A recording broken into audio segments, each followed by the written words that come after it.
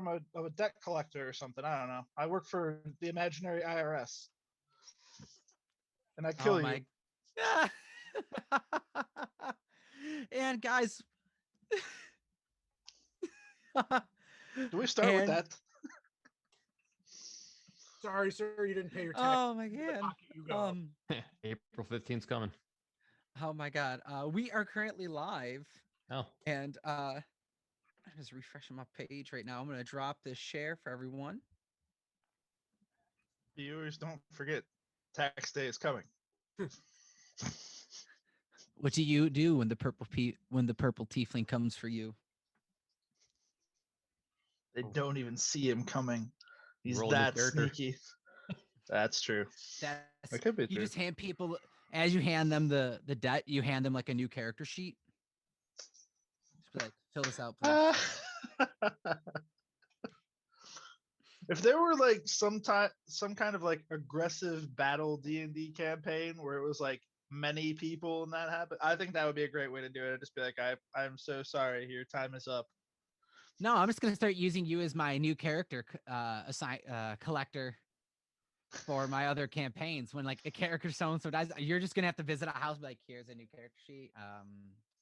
I'm required to take the mini. Your old sheet, please. All right, so with that, I think you should use my eye to its advantage then too. You give them the option to pay up, and then he also scans like the entire house to see if they're hiding anything. I like the idea of you being like a bureaucrat too, though. Like the character sheet's just one of many IRS forms you're coming to get. Oh man. Oh. All right. I am waiting. I believe that we are not going to be joined by our favorite Warlock Howard tonight. Let me see if he's responded back yet. Dude, Danny, man, if you're watching, respond back. Let us know if you're going to be jumping in. We're going to give it a minute. We're going to bring us in, and everyone tuning in and listening to the antics here. Going to get in for the show.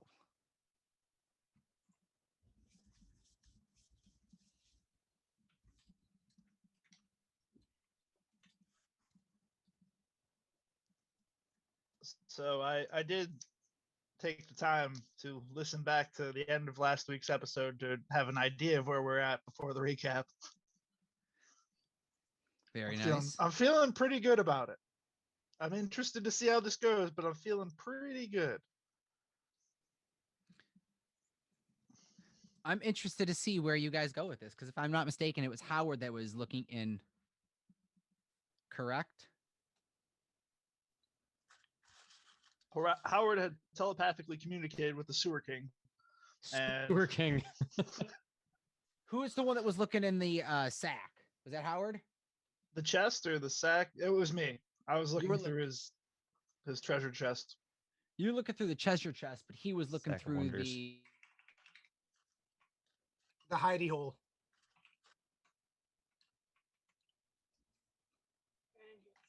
Guys, I don't know what to do. I'm the host now. Yeah. Oh. Does that mean you're the DM? You'll probably just have to let him back in. How? It doesn't look like I'm not seeing that we're recording or anything either, so no, it just might be a meeting right now. I have a security button. I don't even know what that means. Let's see. Are we still I've never live? been a meeting host. Yeah, we're still live on Twitch. Okay. Sick. So that's a thing. Well, everyone, welcome to my meeting. This is the meeting. Yeah, I think, I don't know. I mean, after we loot this guy's area, I think we should follow him still and see what's up. Like it's a lead upward out of the tunnel. I know I'm still trying to find that cave by Crack Big Back. Yeah. This is kind of behind the scenes stuff for you Twitch watchers out there live. This is kind of the what happens on chat. We kind of try and figure out what's going on and what we're going to do next. But now you get to kind of see it live because we really don't know what we're doing. We try and make it good. We try and make a plan and plans and decisions. You stick to it for like what, 1 or 2 rounds, and then I mean, who knows? As long as it goes well, we stick to it all the time. Other times we can deviate. Yeah, I mean, I don't know. I remember getting into this laboratory was crazy, and then we're following this guy through. Well, we have the potential to follow this guy through a hole he just started crawling through, Right. Yeah. which he's smaller than all of us. I'm currently a spider. I won't fit unless I change. Yeah. So that's a thing. I don't remember how far we went in, but we could always go back to the big blood pool room and go through the other doors if we really want to, but I didn't like that room. Yeah. that's fair. There was some sort of monster. The goop. And not the fun kind. Yeah. Yeah, I don't personally trust the hole that was up there if it got patched up that quickly.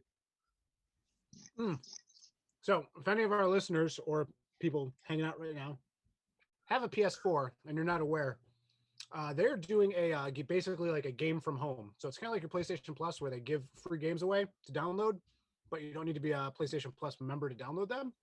Their game, well, actually, there's two that I really like. Rez, which if you haven't played that, Rez is a great game to play. But also Enter the Gungeon Oh, nice. is a phenomenal game, and it is super difficult, super fun. I can't so much stupid, pointless fun, and you should play it. It's free. Download it. And now back to a regularly scheduled program, maybe. What's up, folks? I'm back. We let them behind the curtain and told them some things. I heard some things. I heard some things. Oh were God, he secret. heard us again. I heard some things. Welcome to our meeting, Dungeon Master. Second. I am just trying to grab my notes on last game section. What did you find in the chest? So I can find. Did you find anything in the chest? I think we were saving all of this for this week, so I wasn't told anything yet. You were just looking in it, and Howard was just looking into the sack, the giant cocoon sack. No revelations have been found yet. Good. Oh, I forgot about the cocoon sack. The cocoon sack. Cocoon? The weird body of something. It's Jarrell, maybe. I I think it'd be cool if it was. Pretty cool. Came back from the Feywild, still in a sack. Maybe. that man was a monster stuffing bodies in barrels. What if the Feywild is like the upside down version of Faybala, like, in Stranger Things? So it's really literally like we had to climb up a tree and he was hanging there in a sack, but now we've gone underground and he's hanging there in a sack. But we're really back at like this giant tree, but it's all underground because like all the tunnels are like branches. So it's kind of like an upside down tree. Have any I, Christmas lights? I, I mean, there were those runes. There you go. oh, we lost our best reader too. Our best reader. I love that.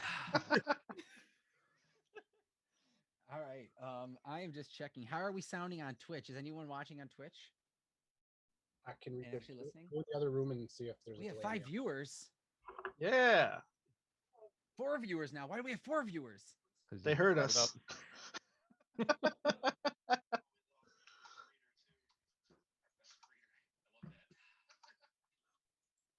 All right, good. We are already on track with Twitch. I like that. That is there. I have my notes right here. So,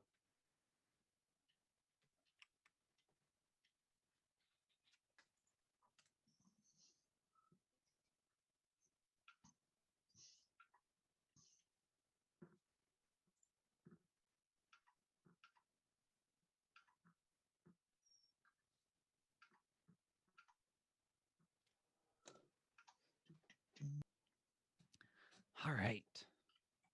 So, welcome everyone. Thank you so much for our listeners, our viewers that are watching us live via our Facebook and Twitch over at podcasters _ or if you're watching on Facebook over at podcasters tabletop gaming. Thank you so much. Thank you so much. I appreciate it. I am your Dungeon Master Anthony with my faithful players with the Faybala Five. We are currently missing our resident warlock Howard, um, as he's taken too many looks into his book, and who knows what pact he has made with who, as they have disabled and messed with his Wi-Fi. So we're currently running without our warlock. Um, welcome in my players. We have Finks, Azoth, and Remus. We also have a great sponsor, DCT Industries. Make sure to go check them out. They are currently working on their new game, Kaimon, which is a tabletop mon game, which it's kind of like Pokemon meets Warhammer, where you have control monsters out on a battlefield. Super cool. The miniatures are unique to the game with many influences. And I'll be speaking with the designer this week with a meeting over it, because the Faybala Five, minus with Howard out here, will be designing uh, some fun creations for the game as well, which I will be really excited to see where it goes from there. So I hope you guys do check out Kaimon and DCT Industries. I think this is one game that is on the up and coming that you do not want to miss out, especially for them, especially because they are trying to break into this genre in a new creative way. This is one of those Kickstarter, this is one of those up and coming Kickstarter-ish businesses that you don't want to miss out on, because when it jumps and skyrockets, you're going to wish you were there at the beginning. So make sure to head on over to DCT Industries, hit like on their Facebook page and Instagram, and let them know the good guys over at Podcasters sent you their way. So, yeah, right. That was not pre-written. That was just like, I cleaned that nicely. That was good. All right. So now, with a little Adderall out of the way, let's jump into this campaign. As I said, I'm your Dungeon Master, and I have my players returning back. Last week, they had went further into this temple that they had found themselves in the great golden sea of a desert that they had returned to from the Feywild. Each room seemingly giving them a new task or peril to overcome, whether it be mummies, a giant worm, an assassin, or spider and slimes. They've overcome them, or, well, still live, we'll say, for the least, and continue deeper and deeper, looking for a way out, seemingly not unable to leave the way that they entered. After making their way through a large, ritualistic, slime-pooled chamber, they found a pathway that led in two directions. One that they could hear chanting and ritualistic almost incantations and um, prayers coming from, or another that seemingly hasn't been traversed, coming up to a door that was trapped. They had seen multiple bodies laying around on the ground, on the walls, perhaps receiving the same fate as they almost did. They almost received. They entered into a laboratory of sorts, small, personal, perhaps not quite as large as they thought they would find. But the room was packed with vials and chemicals and scriptures and tomes stacked around with books, with a work table, with a large, massive cocoon of a cocoon of an encasing sitting on a table, benches lined with books, and a hunched about 4 foot tall looking humanoid in a cloak that was told psychically to lead them to the outside. Chuckling and with a very, very natural 20, not mistaken, led them and or began to verbally speak out yes to its master, leave it. Opened up a small, almost like vent duct, you will, of a small chamber that it got down its hands and knees and began to crawl through. Perhaps just assuming it'll be followed or that it would just go on its way. Party, about to follow, decided to look over the room, and with Remus looking in a chest at the footlocker of a small cot, if I'm not mistaken, and Howard looking in the cut open cocoon, and pick up Remus. Make an investigation check.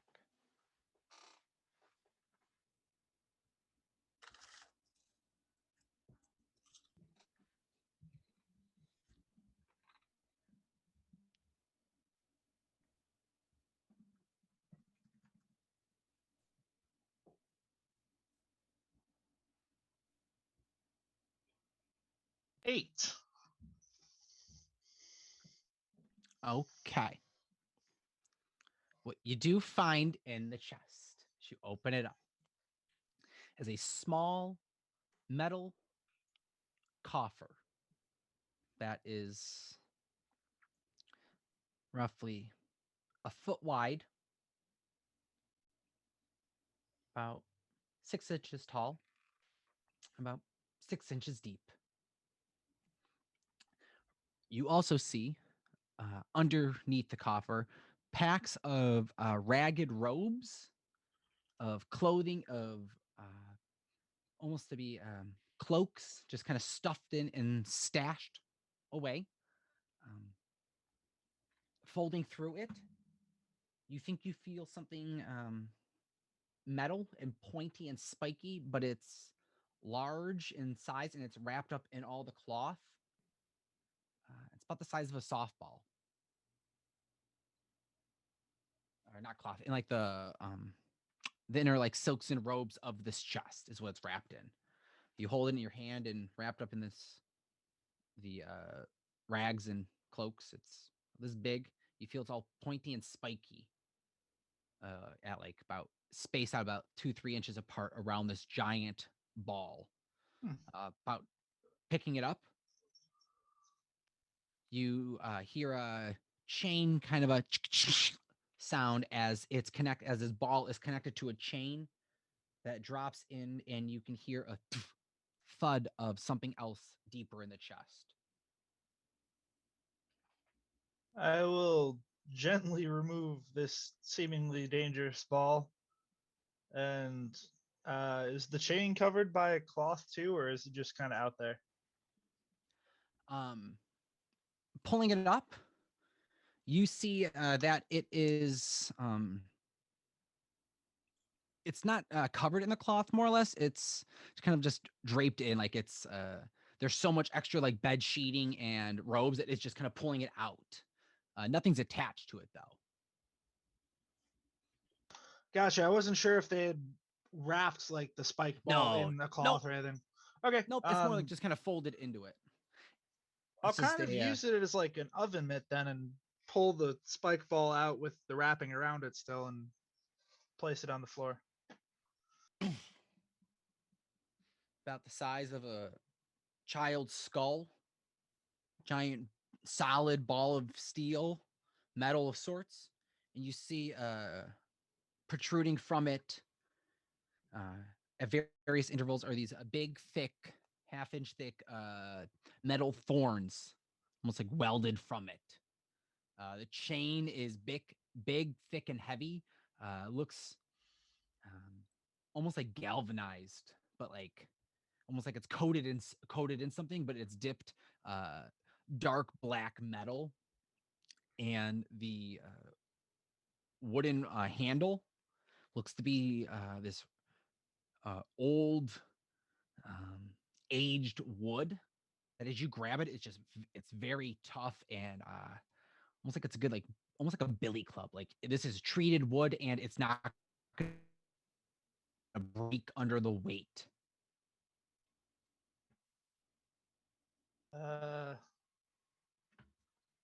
I guess I'll finish unwrapping it and try handling what this item is by the handle.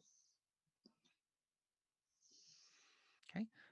You pull out, and this is a giant chain flail. This is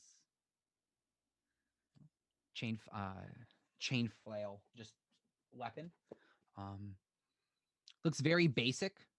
The handle is probably enough for two hands, half foot, and the chain just is long. Chain's about a foot and a half of just swinging.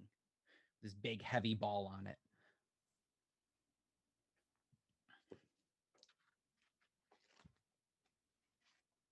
Let's see, where's the weapon?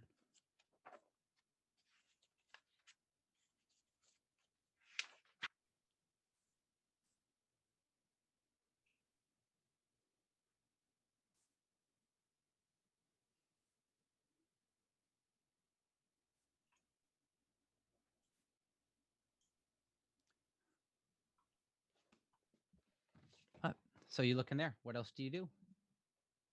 Anything else you're looking for, or just looking and you see this?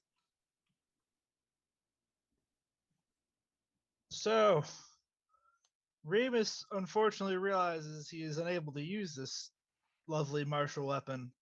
So he'll set it to the side, say, if anyone wants this thing, feel free. And then he's going to continue to search the chest if possible. What else are you searching for? You just looking through and like searching through the coffer, or are you looking for something additional? It's a tough call. I guess I'll go through the coffer first since I've already unloosened it from there.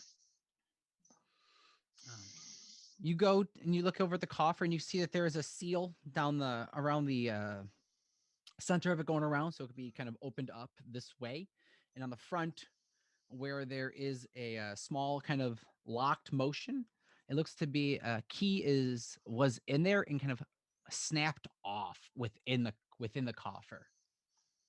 Oh, it is it looks to be a pewterish color that's a little bit tarnished. It's like handcrafted details on it, little flourishes that are on the top that have been worn away from years of just being left to rest in this chest for who knows how long. I've got many questions. By that, I'm going to start with my first one. It's about a mage hand. All right. So if I use my mage hand to turn the broken part of the key to unlock the chest, is that possible? I don't know how Spectral chooses to go through certain materials and not through other materials. This is very like metaphysics. I like it though. No, I like this. This metaphysics. Let me just check to see if there is restrictions on mage hand. I've got that mending spell too. Not prepared today, but down the road, if this doesn't work. That could work. Did you have the other part of the key? I don't think so. Okay, then maybe not. Oh, I have another idea though now too, now that you've said that. What if I meant, because mending is supposed to put two things together, right? It just fixes minor things. It repairs what was broken. Okay, then I would still try this anyways down the road, but it's mending the broken part of the key to Kevin and kind of forcing him to be a key knife. But that's for another time. I'll say if you want to use your mage hand by manifesting it so that it slides with like a finger into it to unlock it would be a way. Okay. You could try this. I would either say it would be like that, or I don't know if Mage Hand can like alter its extremities, but I would imagine it just has like two like chopstick like fingers to get into the lock and just kind of turn it. You can flourish. Make a charisma. Do you get mage hand from? I can't. It's mage hand from you being a tiefling. Yes. Make a charisma check. Dun, dun, dun. All right. We get 18. As you conjure a purple mage hand in front of you while holding the coffer in one, you see a small little purple, hard light looking purple hand, lantern style, and two fingers are extra long, about an extra like 5 inches that stick out like chopsticks that you could try to maneuver in if you wish to. I will give it a shot and try to turn the key. All right. Make a sleight of hand check. Oh, I believe.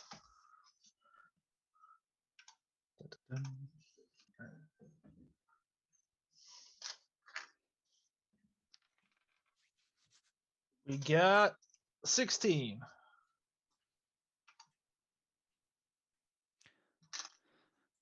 I'll say you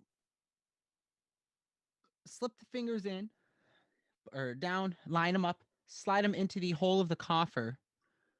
And as you get your middle finger up and into one of the main keyholes, the lower, let's see real quick, your other finger lowering gets into one of the tumblers and knocks part of the key into it and offsets the broken key that's inside of it.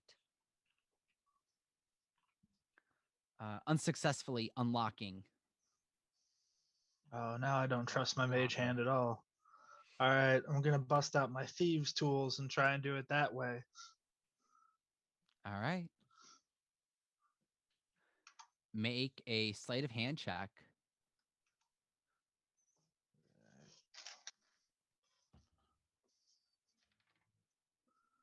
We got an 18. You quickly pulling out the mage hand. Grab your pair of thieves' tools, sit down on the ground, line up the coffer chest, and try to quickly slip in one of your hooks and slip in a following thief tool underneath to try and pull out and move the broken key out of it. And as you get it to the as the front half of the key with all the teeth is moving out of the tumblers, you almost have it out, and there is a slight hiccup in your breathing, like a little cough. And as you do, the key tumbler falls back in and off to the side. Dang. Not unlocking it.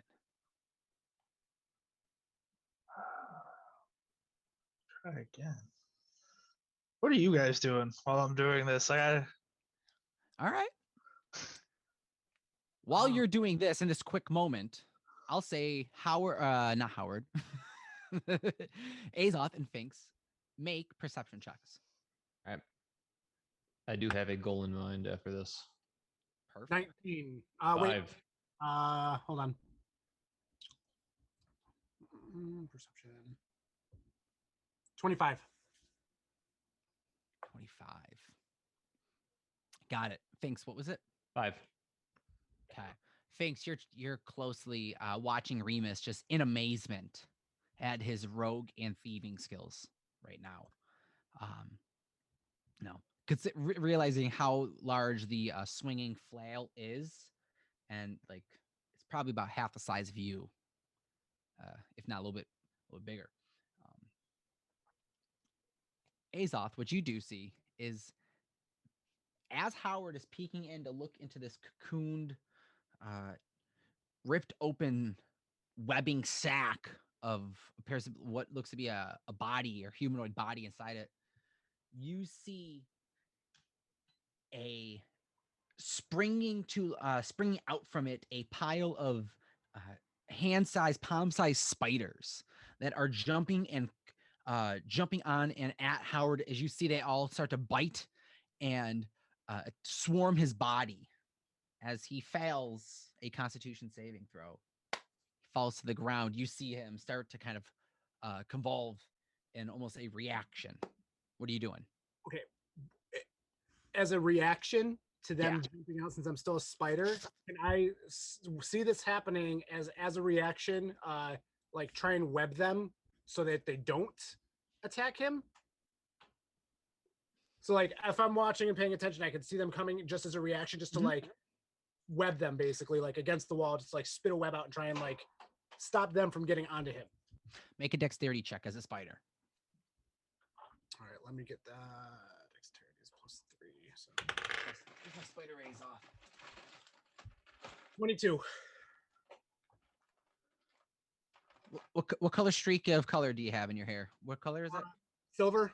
Silver? All right, I don't got a silver one. You got a red. I'm gonna be a red spider right now. Sure. All right. 22. 19 plus 3. 90. Yeah.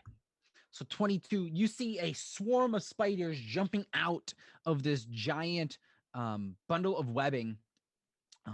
As they leap out, you turn around to your little spinneret and quickly bunch of webbing, catching a big mass of them and sticking them on the wall. You do see there are a few individual spiders jumping over onto Howard and biting him now still.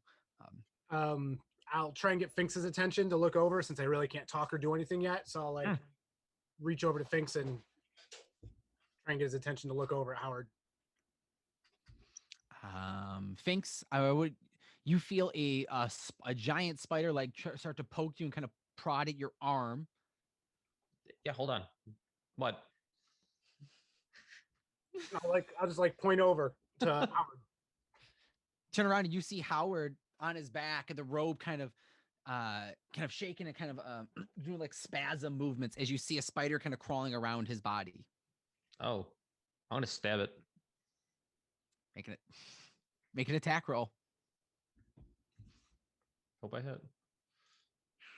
Oh, that's a 9. Could have been worse. You throw a dagger down at a spider, and you're coming for Howard's left shoulder as he's laying on the ground. Azoth, make a dexterity save to try and pull Howard as you 22. You quickly move Howard's body as a dagger into the ground, it looking all rusty and curved and gnarlied up a bit.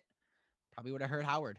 What are you guys doing as you see Howard is starting to spaz out and he's starting to kind of, you see his neck is starting to blow up and expand. Jeez.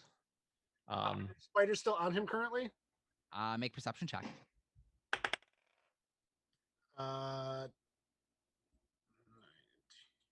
25. There are still 3 spiders, and you see one bump going under his chest and kind of like under his shirt.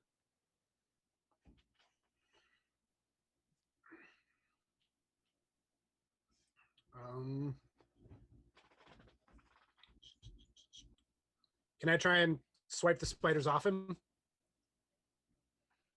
Yeah, make it. I'll say make a dexterity check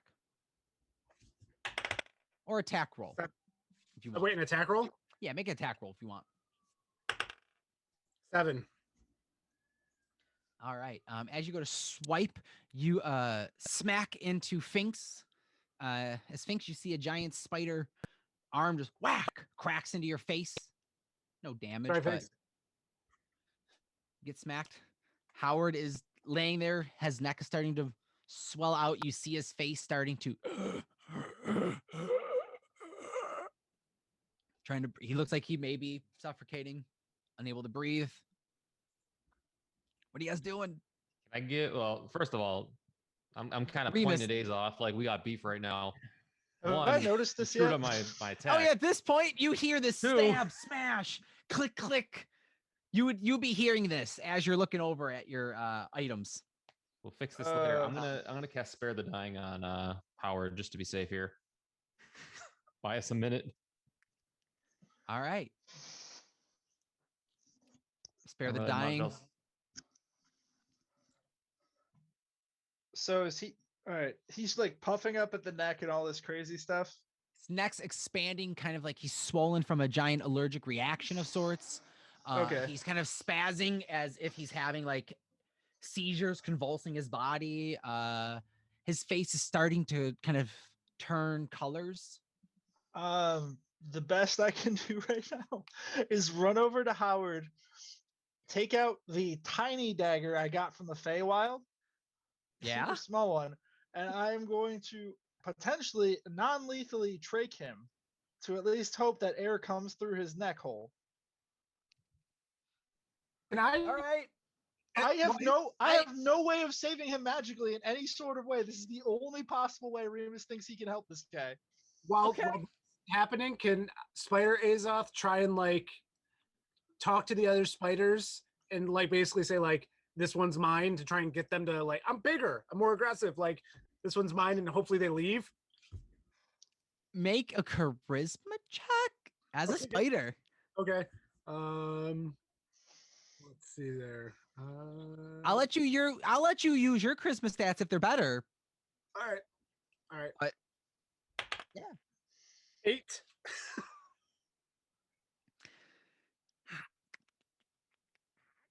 I don't know how spiders talk.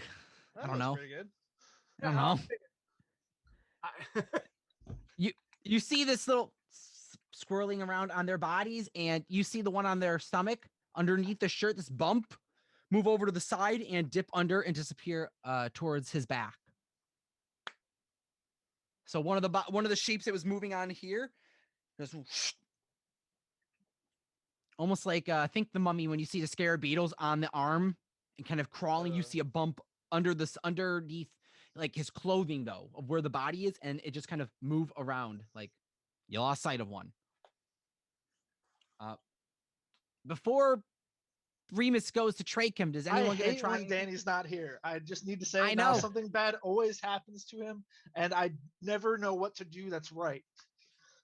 No, it's great. It's great. So what else is anyone gonna do before Remus tries to trach Howard? Can I like step on the spider? Yeah, all right, so there's the one spider under him, right? Could I just push down at Howard so that he squishes it? Make a strength check I'm helping. with advantage, Azoth. Thanks. Is there any clericy stuff you want to try to do? Other than cure wounds, I mean, I can make them. I can create water and get them wet, scare them away. Okay. All right, never. 17. 17.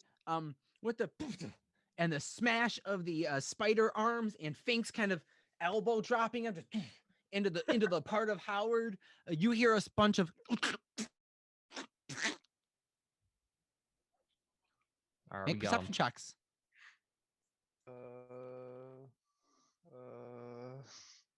6. 9. You don't see any more spiders. Also 6. Can I make a No more medicine spiders? check? No more spiders. The neck is still big. Howard's face is still turning colors. Make a medicine check, and then we're gonna let Remus do what he's doing with the dagger. 17.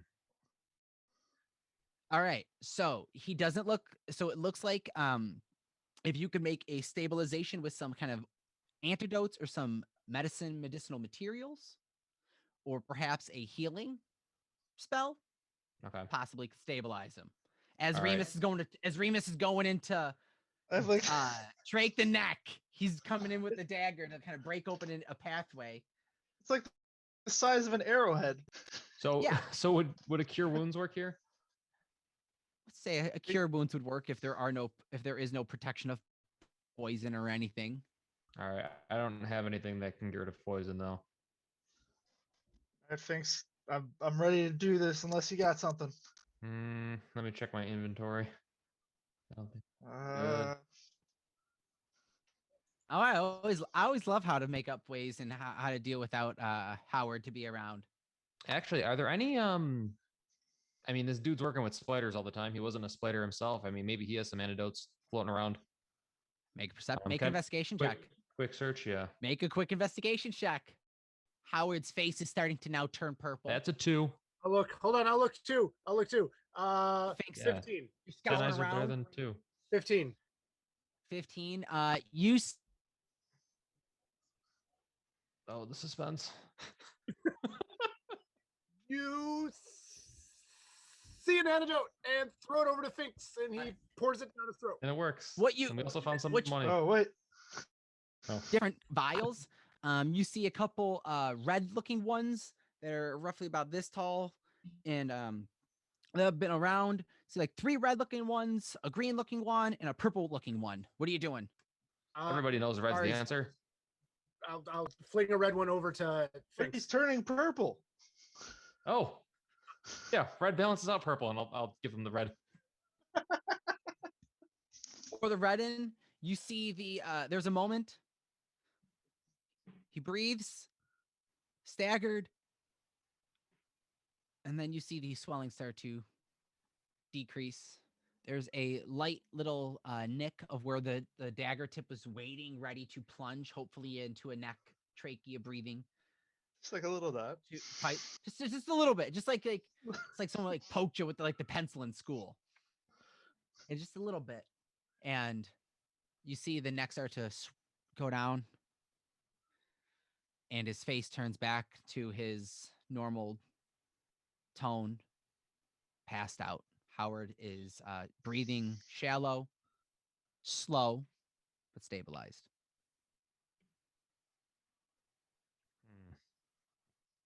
What are you guys doing? At this point, the individual with the robes that is crawling in the chute is out of sight. The only thing that was it the only thing that was in that sack spiders? Or was it just a giant spider sack? Make a. You saw there was a humanoid figure. Make a perception check. He's anything like Howard. 11. You see there is another humanoid body. You cannot distinguish whether it was human, elfin, or maybe dwarf, but it's a little bit big to be a dwarf. Don't know if it what exactly killed it, but what you're looking at the body of is a drained and withered body of a humanoid, where its skin looks saggy and almost empty of fluid. Where it's like almost like someone gains a lot of weight and then loses it, and they have a bunch of like the excess skin that like it still is there, but it's whatever was inside of it was sucked away. And it's just like gray looks the and you see a bunch of little bite marks all over it.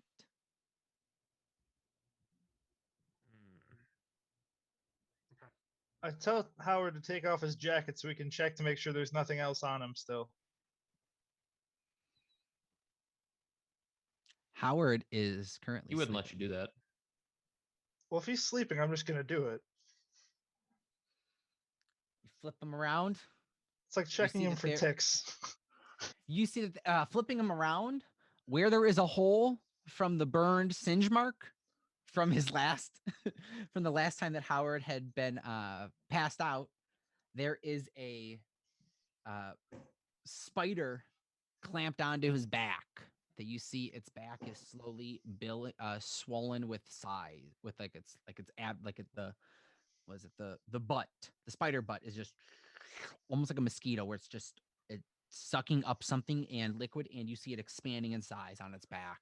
All right, I take out my flame Wait. tongue dagger and I'm Wait a gonna minute, wait a activate minute, it wait a and minute. stab the spider in the head. Oh, Make an attack roll. Oh, don't miss. Oh god. Don't tell me that. We got 14. You pull out the flame tongue dagger, activate it. You all see this dagger come to life and activate as the blade glows orange, and there's a small emanating flame around the around the edge of it as the chamber glows up dimly with the light source. And Remus quickly, almost like skinning an animal, carves and cleaves the blade just above Howard's back and slices the spider in two. The head still clamped onto the body, this big golf ball sized spider butt falls off to the side. All this goo and inner muck starts to slip out and ooze out of the butt. You see that spider head is still kind of clamped onto the back of Howard. Don't see any movement coming from it. Hey, Finks, can you take this head off for me? I feel like Sure. you're more nimble with your hand. Well, no, you have more medical training, I think. All right, I'll try and take it out. Make a medicine check. 8. You go over to the spider, this little spider head, and then you see these two fangs drilled into Howard's spinal cord. And as you go to pull them out, you use your thumb and kind of like do a leverage, almost like a as if you're kind of like doing a reverse hammer with the hooks and trying to prod off like a nail. You're kind of like one trying to scoop it under your finger underneath the two fangs and push down on your head and kind of pry it up. And as you do, you as you go down to like push on the head to kind of pull up with it and wedge and like pry it, you accidentally push down on a nerve as you see the two fangs sink deeper into his back, and you kind of yank in one like forceful motion the head out, and kind of you see a like a small little scraping tear in Howard's back, but nonetheless, spider head is removed. Okay. Can I? I'll give it to Remus. I don't want the head. I just throw it over by the butt. Can I try and use my thieves' tools to get the fangs out of his back that I can see? Of course, make a sleight of hand check. I'm not a doctor. I am. uh, I'm the best doctor in the 27. whole tribe. You see these two fangs wedged in, and this green liquid seeping from the top of the fangs that are appear to be whatever was connecting to the spider head of like the venom glands. As you use your thieves' tools and with two kind of clamps, you pinch them and safely remove them, carefully not dropping any venom into Howard's open wound on his back. I think we should use another red vial on his back. And then I'm going to. I think I'm still sitting in front of Howard's back. I'm just going to turn like 180 degrees and sit down still and continue to try and open that coffer. All right. Takes you probably about 10-15 minutes to figure out how to pry open the coffer without breaking it further. You want to take your time. What's everyone else doing during this? I got 2 things I wanted to do. What's up? First, I wanted to do a detect magic on the room, as per standard. And then I wanted to. He offhand mentioned something about a blood moon, so I am very curious, and I'm looking for any information on that in his paperwork or books. Make an investigation check. Okay. 8. All right. 8. As you are looking over a bunch of the books, a bunch of the tomes and the scrolls, what languages do you know? Common, goblin. Both the Common good and ones, goblin. yeah. You unfortunately don't find any scrolls or notes that you can read. A lot of these all look a foreign language. Do any of them have to you. pictures?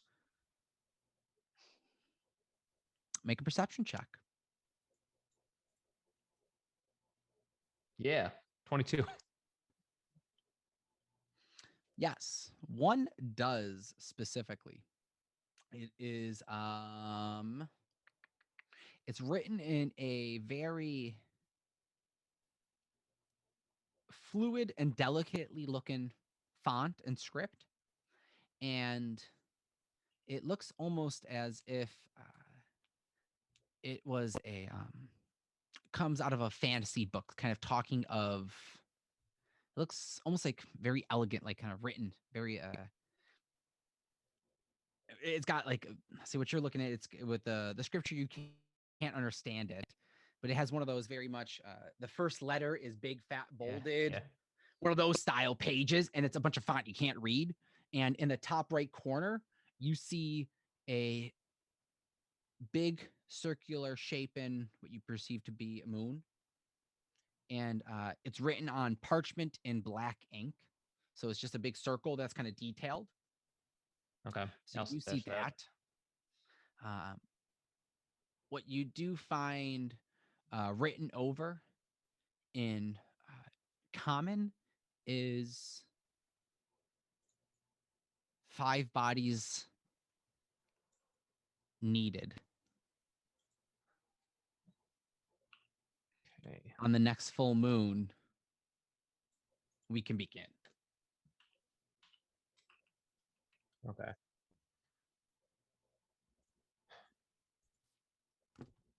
I'm gonna walk up to Remus and point to my eyes and say, "Hey, what shape are these right now?"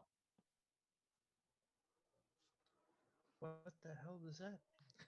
His eyes change with the phases of the moon. Do I know this? Yeah, I'm sure you would have noticed they change. I They don't would know. be. Here, I'll give 1 second. I can't see I my own forget eyes. about that one. I got one eye. Just give me a second. See where you'd be. Hold on. Amazing. Little details. They're great. They're the You would see that they are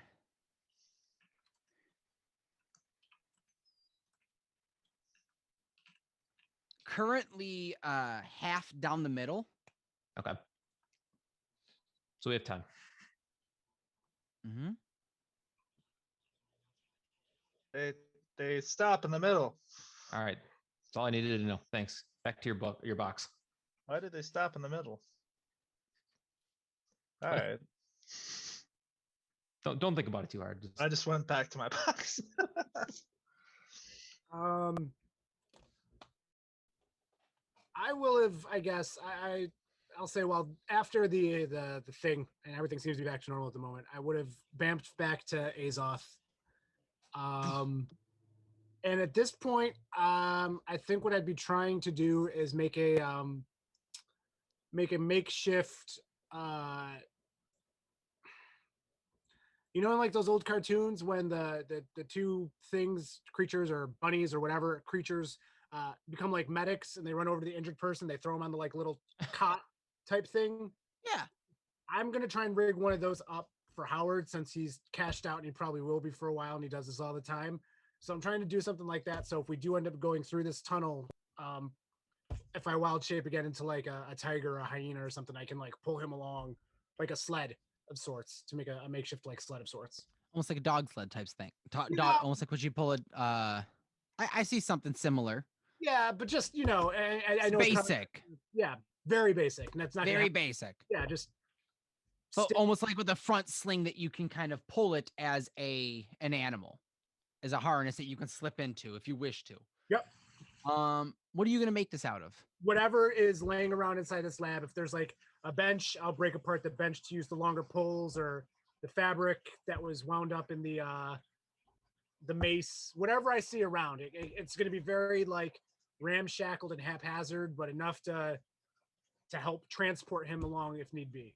All right. Make an investigation check as you start to look around the lab. 17. All right. You do with fairies. There are some pieces of a bench that you break off for a backboard to lay on. You find some book bindings that are held actually pretty well together with the leather still, and you tear it and use it as kind of straps to kind of hold his arms in place. You use some of the clothing from the chest for a back, like kind of hold his head and neck down. You use part of the wrapping to use almost like a sling that you could throw over your chest itself, so you can crawl or walk with it and kind of pull him behind you, Or if you want to turn into an animal, it's something that can kind of go over your chest and sling around your head, so you can also pull. I'll say, hey, Remus, that noise and that as you open it. Within, after spending some time, you see the coffer is filled with appears to be a pool of metal coins that have a silver color to them, but they have almost like a more refined, polished shine, as well as 3 diamonds sitting in it that are pretty hefty in size and that are like actually like rest in your palm.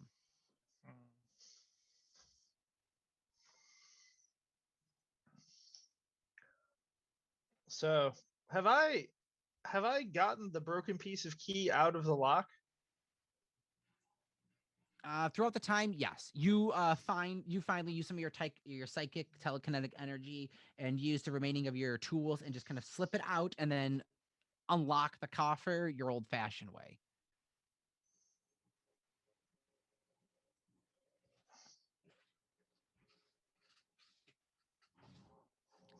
Finks, as you're thinking on that one, Finks, as you detect magic around the room, you see the vials on the table. The purple and the green one are glowing, and you're getting necrotic energy from them. Oh, that's not good. Good thing we didn't use those ones. Yeah, we should hold on to them though. I'll scoop them up. Remus, open the coffer. What you doing? I'm going to close it and put it in my backpack. All right. Make an insight check. Come on, something good.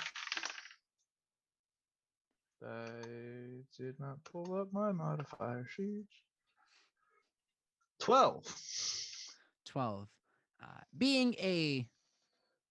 You're a seasoned rogue, and you know how to price out the value of gems and coins. This is a coffer of platinum, as well as each diamond appears to be about 300 gold piece in value.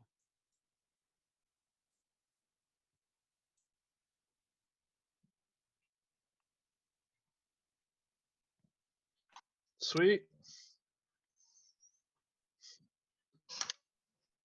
All right. What are you guys doing? So should we follow the guy through the tunnel now? Not a bad idea. Nothing else room worth investigating further? Is this tunnel the only way out? In this room? Yeah. Make a Other than make the door. perception check. Make perception check. 12.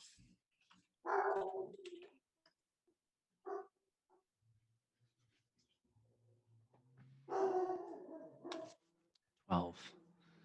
Looking around, you don't see any other rooms, any other entrances, no ways in. Anything specific you're looking for? No, I just wanted to just look around and see if if we're gonna leave, it's gonna be out through the tunnel. Yeah, there's no other way. I'll say Howard and Remus, you guys are going to probably have a bit of a tight kind of crawl through here. Azoth, I say Howard, I mean Howard. Azoth, if you're crawling through here, you probably do a little bit better than Remus because you are an elf, little thinner, but you all should be relatively good. But you definitely will be single file crawling through this chute. Okay. And I'll say, with that 12 perception check, you hear a crawling of like a body, almost like a body moving throughout tunnels or like a chutes of directions. But looking down into it, Azoth, you don't see the cloaked figure. Okay. He is on his way. All right. All right, so I am going to. I want to. All right, I'm going to wild shape into a Nyxborn lynx. Okay. It's in the monster manual. You can find it. It's got a keen sense of smell. So I'll take the lead, and I'll put the harness that I just made kind of around the back of my neck to pull it, and start heading towards the tunnel. Okay. Make a perception check with advantage. Or survival.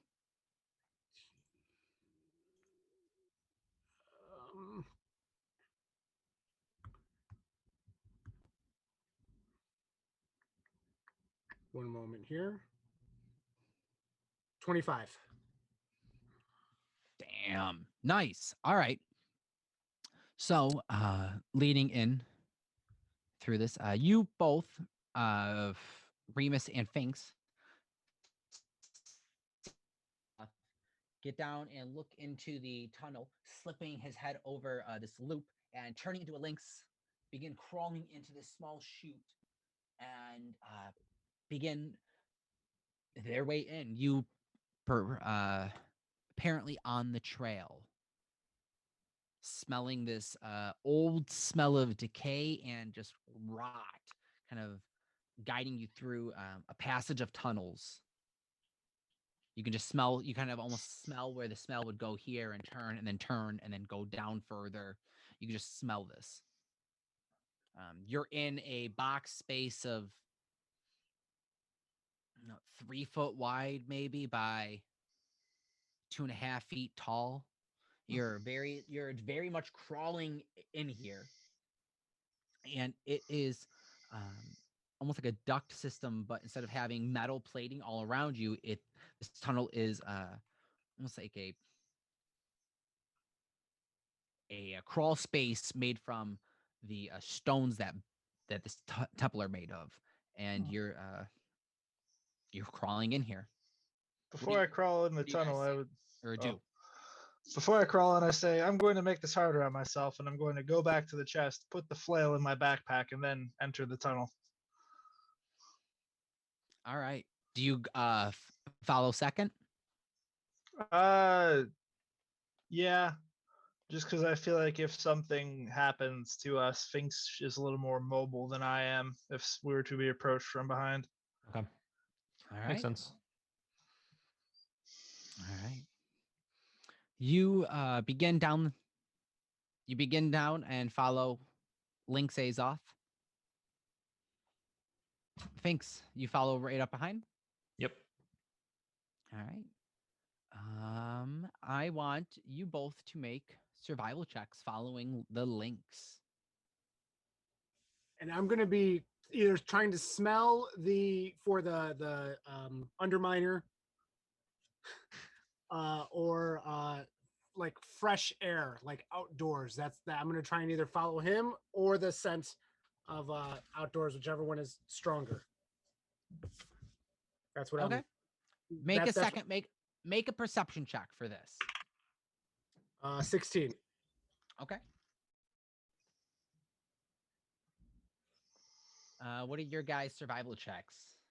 16. Following him. 20. All right.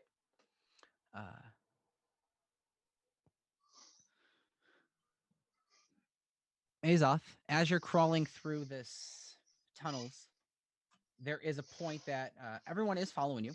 You're all you're able to see where this lynx is going to, because you also hear the sliding sound of the body being dragged behind him. This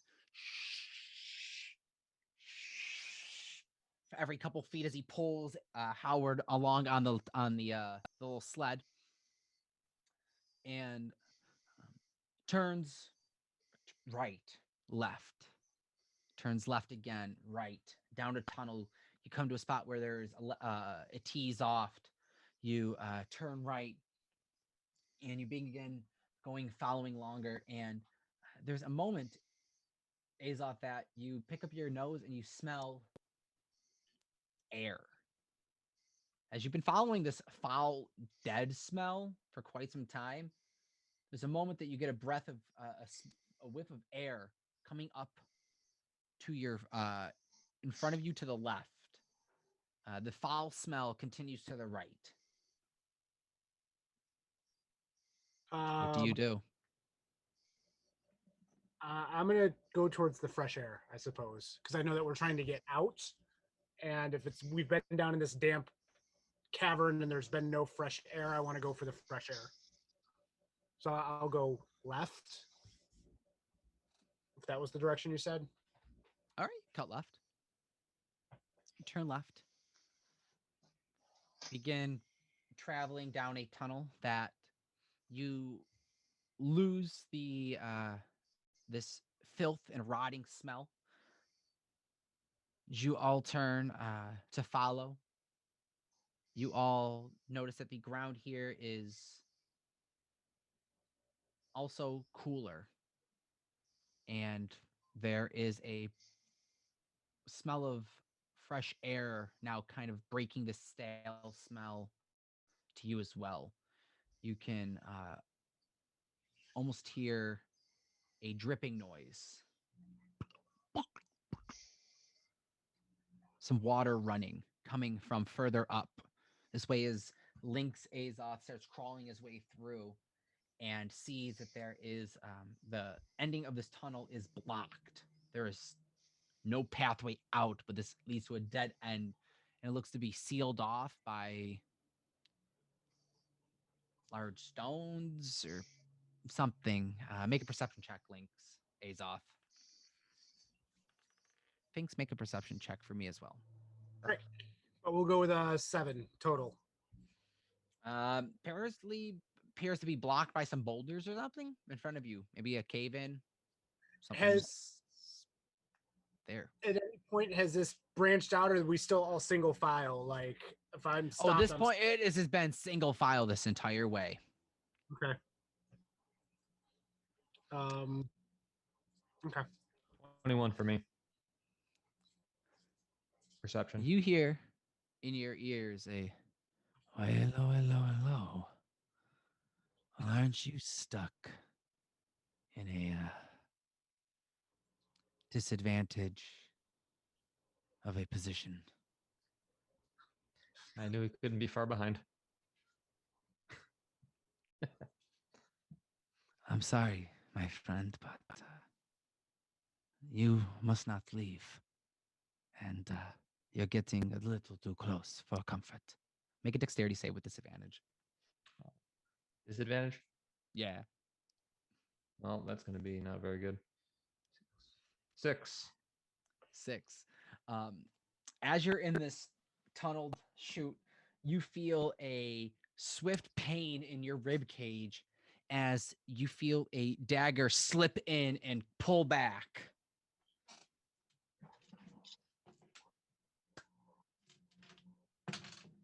The 7 points of piercing damage. Okay. As a blade, you hear a. Usually, I like to have the fight be more personal and on fair terms, but you are too tricky. As I need you to, I'll give you a reaction, but we're gonna roll for initiative now. As you are in. Can I see him? Turning around, you have dark vision. You do see a drowned, a darkened skinned elf behind you, slender, kind of leaned up against the wall as if almost this is there is ease for him to maneuver in this tunneled air chute way, vent way, as he's kind of benched up along with his back to the wall, staring at you, grinning, daggers in both hands. You see this this leathered armor buckled down his side with this souping hat, sagging hat that's kind of slunked over his head with this white hair coming out, protruding out from the side of it. He's got his grin. And just to set the scene a little more, I mean, we were single file There's Single really no file. room. I am in the front line now for this guy, and there's You're in really the no room front for us line now. to back up either. I'm gonna. I guess knowing that I hit the brick wall, I'll unhook myself from Howard. I'll like just basically crawl out from underneath it, and I'm gonna Okay. start digging up. All right, make a strength check as you begin to dig through this. I'll say you all do hear come from Finks. I was gonna say I'm still pretty close to him, right? Or am I not? You are still pretty close. You don't hear the speaking, but you you do see him turn around, and you have dark vision, so you do see this elvish looking figure off to the side of, as you look around, you see him kind of like behind you, but he has slightly a little more room, and looks like he's able to turn around with ease and move freely in this space. Would you say they're within 5 feet of me? Yes, I would say that. I don't. Can I Where are you use going with this? my sentinel feat as a reaction to attack someone who's attacked my common person next to me? I'd allow it. You'd have disadvantage because Finks is directly in front of you. So for you to maneuver attack while you're like, you got to like try and maneuver your way around and turn he's around to small. do something. Yeah, I'm just a little guy. Yeah, but Remus is bigger. Like you are crawling in your hands and knees, Remus. So you to turn around to like, I'm now gonna attack. It's gonna be harder for you. Like you are at true disadvantage here. Finks is because you're in the rear, not as hard for you to turn around because you are a smaller goblin. Does a 10 hit? Unfortunately not. That's okay. As you turn around and throw a quick dagger of psychic energy, Finks, you see a purple blade just go past your face. Okay. So you said I can get a reaction though. Can I cast the spell? I'll give you a reaction. If it's a reaction spell. No, it's not. Yeah, I don't think I have any. Are you making like spells. a reaction of attack? I was gonna cast mirror image or my duplicate. I'll allow that. That's different Right. than actual full on like casting like a fireball of a sense. Yeah, no, I was gonna cast mirror image. All right, I'll say. Just for my sake purposes.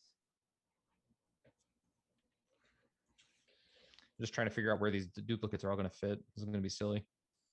Yeah, where are you trying to put the duplicate? On my space.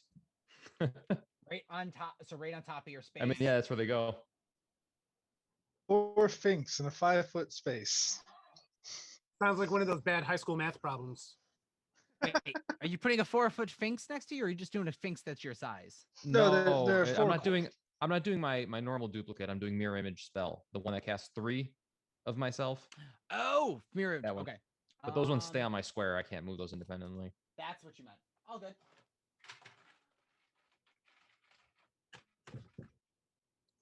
You get 3 of them. So 3 duplicates Remus plus me. 3 duplicates plus you. Where is my third?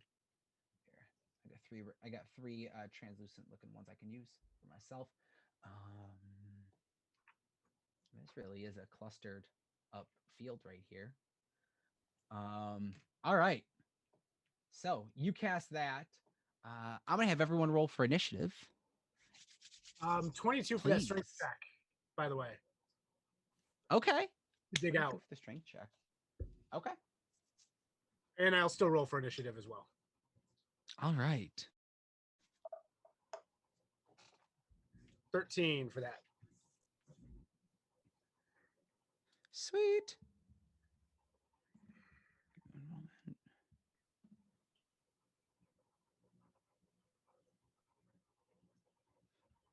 Okay.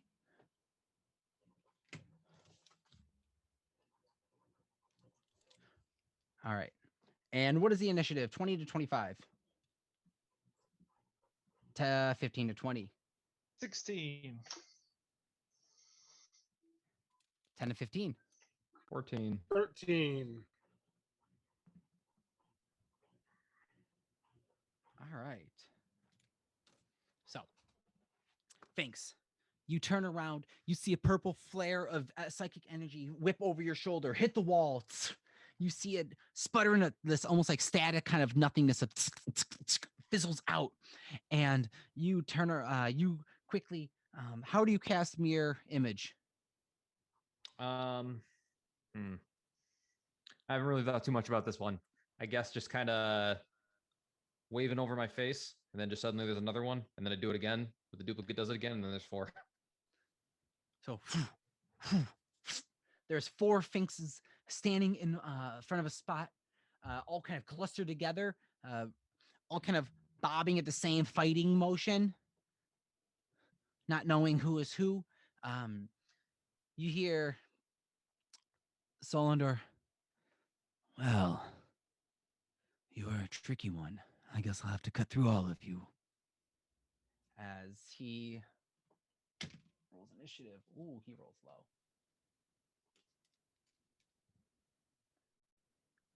All right.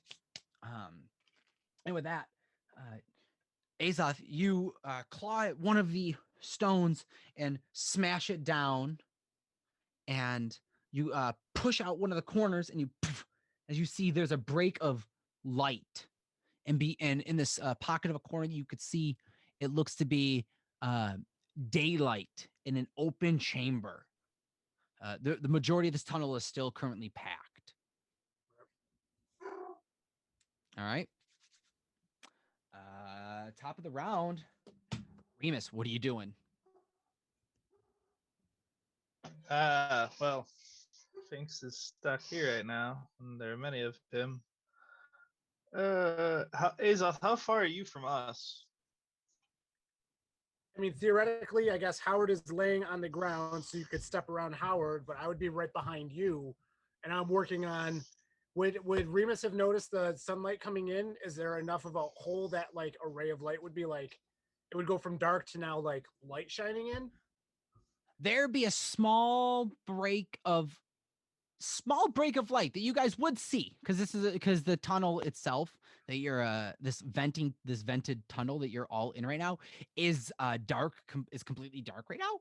So with the break of sunlight, you would all see a small crack of light shoot in. I'm just gonna turn to Azoth and tell him to keep digging, and then I'm gonna throw hopefully 2 psychic daggers at Zelander. All right. Make a attack. I'm still at disadvantage, right? Oh yeah. Or just wanted to make sure. Yeah. 15. Misses. And then I didn't hit was my first one, so I can't offhand one. All right. I think. Yeah. Do you have 2? That's with the psychic. If you throw a regular dagger, you should be able to bonus action throw a second dagger. Oh, it was a psychic dagger though. Do you have an actual dagger, like a basic dagger? Yeah, I have daggers too. You can grab a second dagger and throw a dagger. All right, I'll throw a dagger. Nope. 12. Sure. Hold on. I was gonna say my sheet's only showing the psychic ones, but you are the rules. Well, the thing is, if you have daggers in your equipment, yeah. I believe you have. Do you have 2 weapon fighting? So.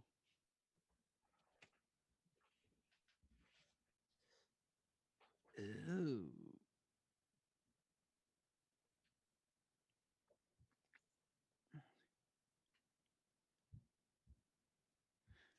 See real quick. It's okay. I'm gonna check on our break. It's all right.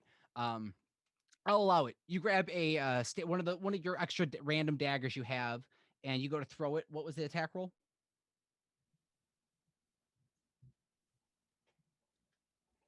Sorry, it missed. I got a 12. I thought we already. I'm sorry, my bad. I was looking at rules and completely ignored it. It's fine. So you throw it over. Psychic dagger hits the wall, same time as last time, and skids. The second dagger throws and actually hits Cylinder and thinks. You look over, you see him go. Tell your friends he's gonna get hurt. As it seemingly does no damage to him, this metal dagger hits him in the shoulder and kind of just nicks off of his armor. Up next is you, Finks. What are you doing? All right. So I'm gonna tell him, I'll show you how I deal with a spider, and I'm gonna cast spiritual weapon. But instead of the normal spiritual weapon, I'm just gonna have it be like a boot. I'm gonna try and step on him with it. Okay, so you Amazing. Put it right up on him, and I'll start real swinging quick, with that. is mirror image concentration? Nope. All good then. So you grab a holy medallion in your pocket of the shape of a moon or one of your extra kind of symbols off the side, and you're looking up and you don't really see anywhere where the moon light could come through, and you pull over, you just kind of put it out in front, and you see this boot spectrally form. Is it formed behind him or in front of him? Or is it just kind of coming down from the top? In between you? Okay, shows up. Yeah, between us. Shows up, kind of comes out of the medallion. This boot. Make the attack roll on him. All right. That is a 26. That does hit. Boot. That does hit. Roll for damage. Wow. 4 damage. Okay. The boot comes down and kind of kicks him in the face, and he kind of just completely takes it as it smashes into his cheek and just. Interesting choice of weapon. We'll see. All right. Oh, go ahead. I thought she was more of a dagger person. Feeling so greedy. All right. That's just a quick response off to you. Anything else you wish to do? Yes. So that was actually my bonus action to do that spell. Mhm. And then I'm going to do my invoke duplicity. So this is the 5th Finks that's going to be entering the combat. This one I'm going to put between. This one's going to be behind him. Okay. All right. I don't have that many Finks minis. I'm going to be prepared. That's fine. Move forward. All right. And then, Azoth. yeah, Or go on. I was going to say, and then if I don't know my squares right now, but I will move forward with the mirrored images and myself just to kind of try to do the pincer maneuver. Try and trap them in between the 2 spaces. All right. You are fairly pinching him Okay. in here. It's very tight movement. It was difficult for you to kind of turn around, but you being so small, you're able to, and you're just kind of crouching now a bit too, as you're it's not comfortable exactly, but it'll do. You have him tied up against the wall where he's kind of almost leaning up on the back, looking around at him. Now being surrounded, he goes,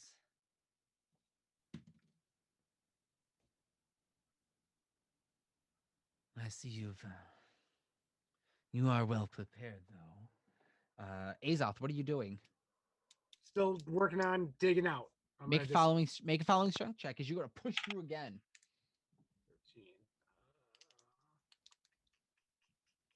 16. 16.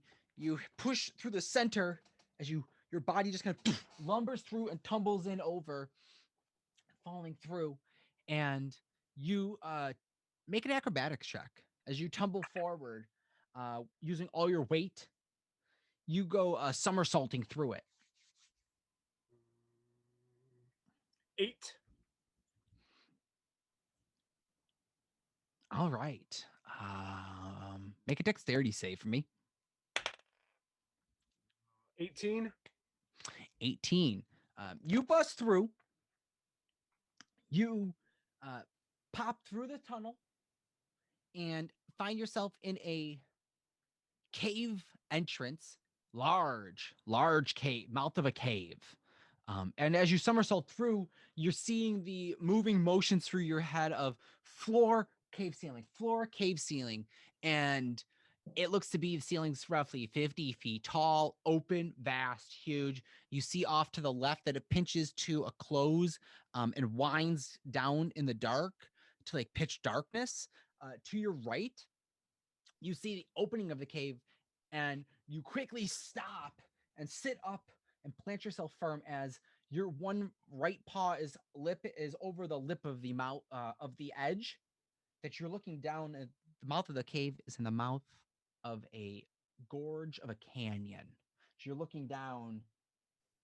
You're lucky you didn't fall over. You are very high up. It is. You don't know how many feet down it'd be, but it would hurt if you fell. This looks taller than the tower of ice that you fell out of. Where's the light coming in from? The light that you thought was daylight is just a very structured way of moonlight that is bouncing off from the sky, that is hitting a series of metal plates on the walls to bounce light in through, to be able to see off of the walls, ancient Egyptian style, with bouncing light through. So it's light kind of beaming in and around off of the walls and the ceiling of the cave. Can I follow the trail and see where it's actually coming from? Yeah, the source is the moonlight. Oh, you didn't know it was moonlight because it just looks like daylight because it was bouncing off so refined of like pure like light bouncing off of these metal plated silvered mirrors, bouncing and kind of collecting them and shooting them in this tunnel. Right. It just was bright. You appear to be daylight, but now seeing the greater picture, you see that it is still nighttime, and you are in essentially a cave that is carved off a side of like the Grand Canyon. Got it. Like, so you're in the. But we're officially outdoors now, though, right? Like I'm outdoors at least. Yes. Okay. Foreseeably, you're like in a cave, so like you're like outdoors, and then cave to your right. If you want to go deeper into this side of this, whatever land structure you're in. So if I look up, I can see this like the stars and stuff, or no? Off to your side, yes. You look directly up, you see a mountain, you see it. You're in the cave, but if you like look out, you can look out of the cave. It's huge. All right, I'm gonna something carved this into the side of this mount, the side of this gorge, and it appears to be. Make a perception check. Did you look around just quickly? 22. 22. This appears to be, and the only reason you remember this is your druidic teaching of the ancient elves that broke apart when first leaving the Smoke-Top Mountains. They had advanced building tools and kind of machinery that would do extensive carving and construction. And this was, you could see tool scraping marks of magic and metal that kind of man-made carved this tunnel out. And you could see the carving now kind of leads into a more smaller, refined humanoid tunnel far to the left that goes deeper into the dark. How big of a spot? Okay, I'm assuming like once I realize like I'm gonna hang off the edge, I'm gonna back up so I'm not there. How much room do I have at this point on the other side of this wall that I pushed out? How much room is there? In this open cave? Yeah, like the platform or whatever that I'm on right now. How much room is there to like maneuver? 100 feet from wall to wall. It's about 100 feet. And then it goes mouth of the cave, and then it just stretches deep in 500 feet into the cave. How big of an opening did I make pushing through that? Oh, pushing through that. Oh, it's you pushed open through this 2 foot by 3 foot little tunneled vent. All right. Can I work back to crawl and pull Howard back through? Oh, certainly. Yeah. You turn around, you can see that there is the tunnel space. You can grab Howard and pull him out. But you begin to do that on. Oh, go ahead. Well, you're going to begin that on your next turn. Right, but it's open enough now that Remus and Finks would realize that there's now either more fresh air coming in, or they heard the noise and can look back and see that there's room. Yes. Okay. Correct. You'd be Okay. able to see that there is this tunnel leads into an open cave that you saw Azoth tumble through. He tumbled through this little tunnel, and you could hear like an echo of the of the lynx making some growling noises, and he's sniffing around, looking around, and you can hear the echo throughout the cave too. Pick up Solander is gonna. Oh, come on. No, you don't. As you see him kind of run and dive at your just plethora of Fink's bodies and just take a dagger swing with his hands. Is it with disadvantage? No, is it- it's complicated. Hold on. Yep. So you have to roll. Hold on, let me get the spell real quick. Pull it up here. So basically, there's a chance you're going to hit a duplicate. So you roll a d20. If you roll a 6 or higher, you attack a duplicate. Well, I guess I roll. Roll for me. I trust your rolls. So two swings. I swung the first one. First one, it's a duplicate. First one's a duplicate. Thank you. Second one, I swing. So you still have to hit the duplicate. So it's 10 plus my dexterity, so 13 armor class. All right. As I swing for as the drow with the dark bladed daggers swipe across for the first image that it sees, not really caring if it's fake or not, just one and done. It's hoping, and swings right for the neck and actually misses it. And perceivably, it doesn't take damage then, correct? If I miss it, it still stays there, right? Yes. And then the second one is also a duplicate with an 11. So same deal. This one 13 hits. AC. This Okay. one does hit. So that one would just pop. Bringing the backhand up, the one on the left-hand side, the far left. Now it cuts through the chest and rides the blade up. You see this happen in front of you, and you're like, oh, that probably would hurt. As he guts it almost reverse style.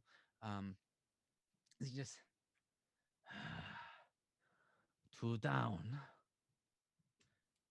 Top of the round is Remus, and we're gonna actually pick up with an encounter map when we come back from a break. Hey everyone watching in, thank you so much. As we prep for this encounter and I get the captain ready, we're gonna take a quick bio break for the next 5 minutes. We'll be back at, we'll say 8 minutes. We're gonna be back 9 p.m. Eastern Standard Time to pick up with this encounter. If you are watching, please mind the silence as we move around, and go take a break yourself. Then make sure you have your friends watching. When our stream does hit 30 followers, we're going to be doing a giveaway live for whoever is in the chat. So if you are watching, please make sure you go share this around. Get your friends to also follow the podcasters _ on our Twitch. Let them know, hey, they have a chance to win a giveaway. We have some multi-classing minis provided by DCT Industries. We also have a pack of dice, Okie dokie dice from DCT Industries as well. And when we hit 30, we're going to be doing some giveaways live. So you have to be here. And the only way we can give those away is if the numbers grow on the Twitch. So make sure you have your friends watching. Jump on in and say, hey, follow these guys because we want to win stuff. Until then, I'm going to mute this and we'll be back in just a moment.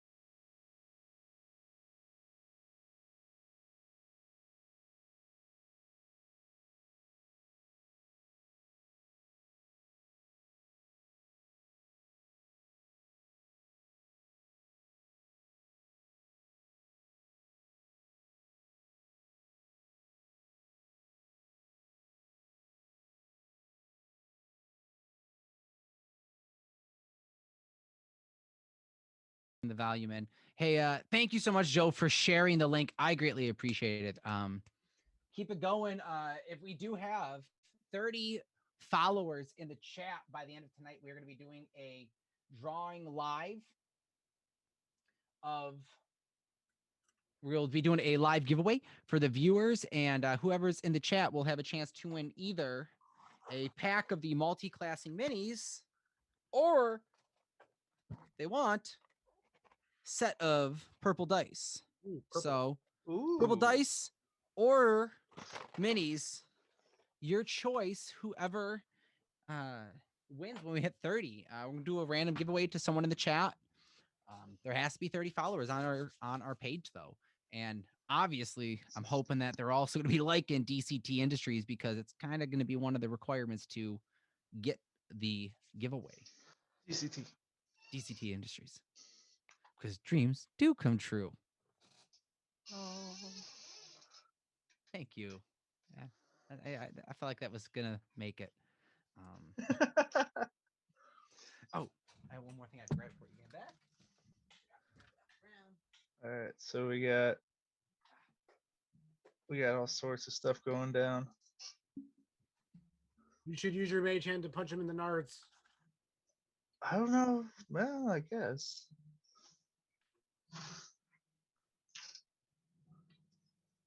I don't know if it works like that, because there's like Bigby's hand. That'd do it. Bigby's hand of nerd punching. Bigby's hand of nerd punching. Has that. anyone else here also seen Regular Show? Yeah. All right, Mordecai and Rigby. In D&D lore, there's Mordenkainen and Bigby. Not saying it's directly that, but Which Huh. one's the bird? Mordecai.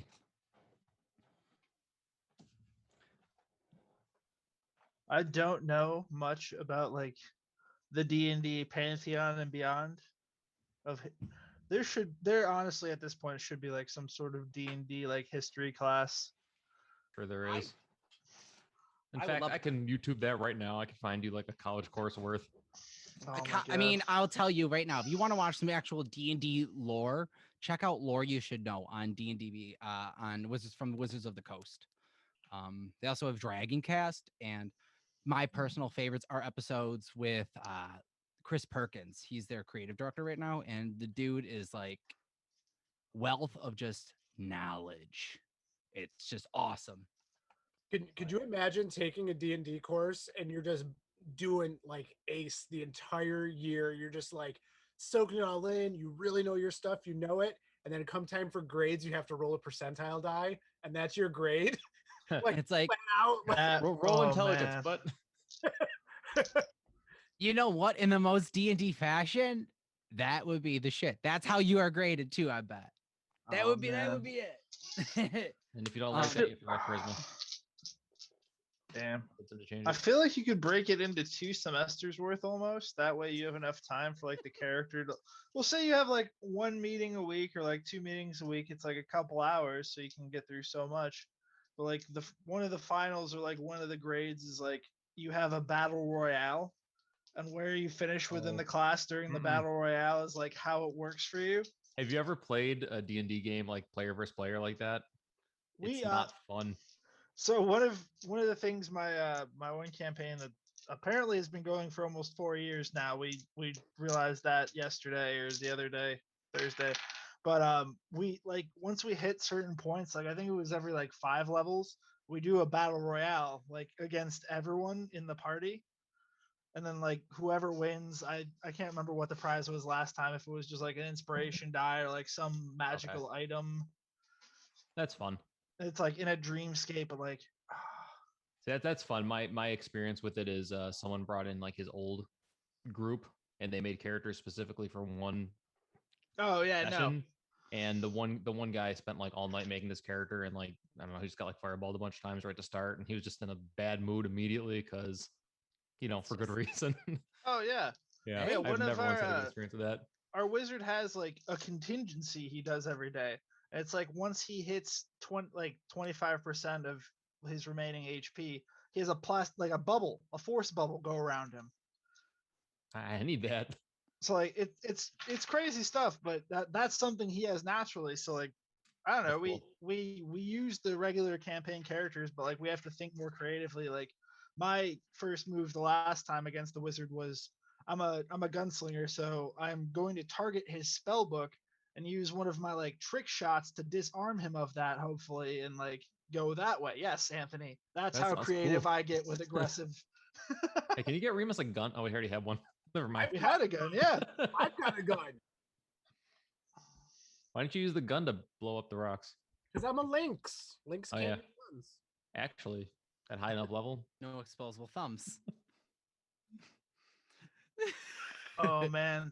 So that just made me think of Remus with like he's got his 2 psychic daggers, but then a tail gun. Tail gun. He just pops around the side. Another time. Another one. Another time. Another one. All right. Everyone watching, that's the fun we have with D&D. You can just be creative and try anything out. That's why actually I do love this campaign, because our lovely dungeon master Anthony is always willing to hear any crazy idea I have and see if we can rationalize it into some sense to make it happen or not. Oh Anthony yeah. lets us get weird, and it's the best. Hey, that's what this game. That is why I came to D&D. The reason I started playing D&D is because I was playing Skyrim one night and I was trying to climb a mountain and I said, "Why won't the game let me? It won't even let me try to get to the top. I had to cheat my way." And I was sick of games telling me no. It's exactly, I was like, "You know what? F it. I'm going to play D&D." And it very much happened in that way. That is why, as a DM, I am very much a player advocate that I'll let those weird, zany, like you let the players do that kind of move because why not? I mean, roll the dice. If you really should not be able to, if it really should not happen, and I always bring this back to the painting in the second session with Boom Boom. Ah, yes. You roll high enough or lucky enough, I'll roll with it. Pun not intended. I'm just that good. But we pick up everyone. Thank you so much, guys, in the chats. Hey, can I? If I just want to ask one of my players, if they haven't already, someone jump on Twitch on the side and just manage and just periodically kind of refresh our actual Twitch page to let us know how many followers we have. But let's jump into this encounter. And as we begin, we pick back up at the top of the round with Remus. We're just going to say, for lack of spatial and kind of awareness, you are all 5 foot. Finks, you have two behind, two on your side. One, you have Solander right in front of you, and then you have your duplicate, which is the darker figure, right behind you. The two purple are your mirror images. Okay, perfect. Hold on. This is your duplicate. Okay. Top of the round, Remus. What are you doing? Finks, you're on deck. Azoth, you're right here, just preemptively ready to pull Howard, who's laying down.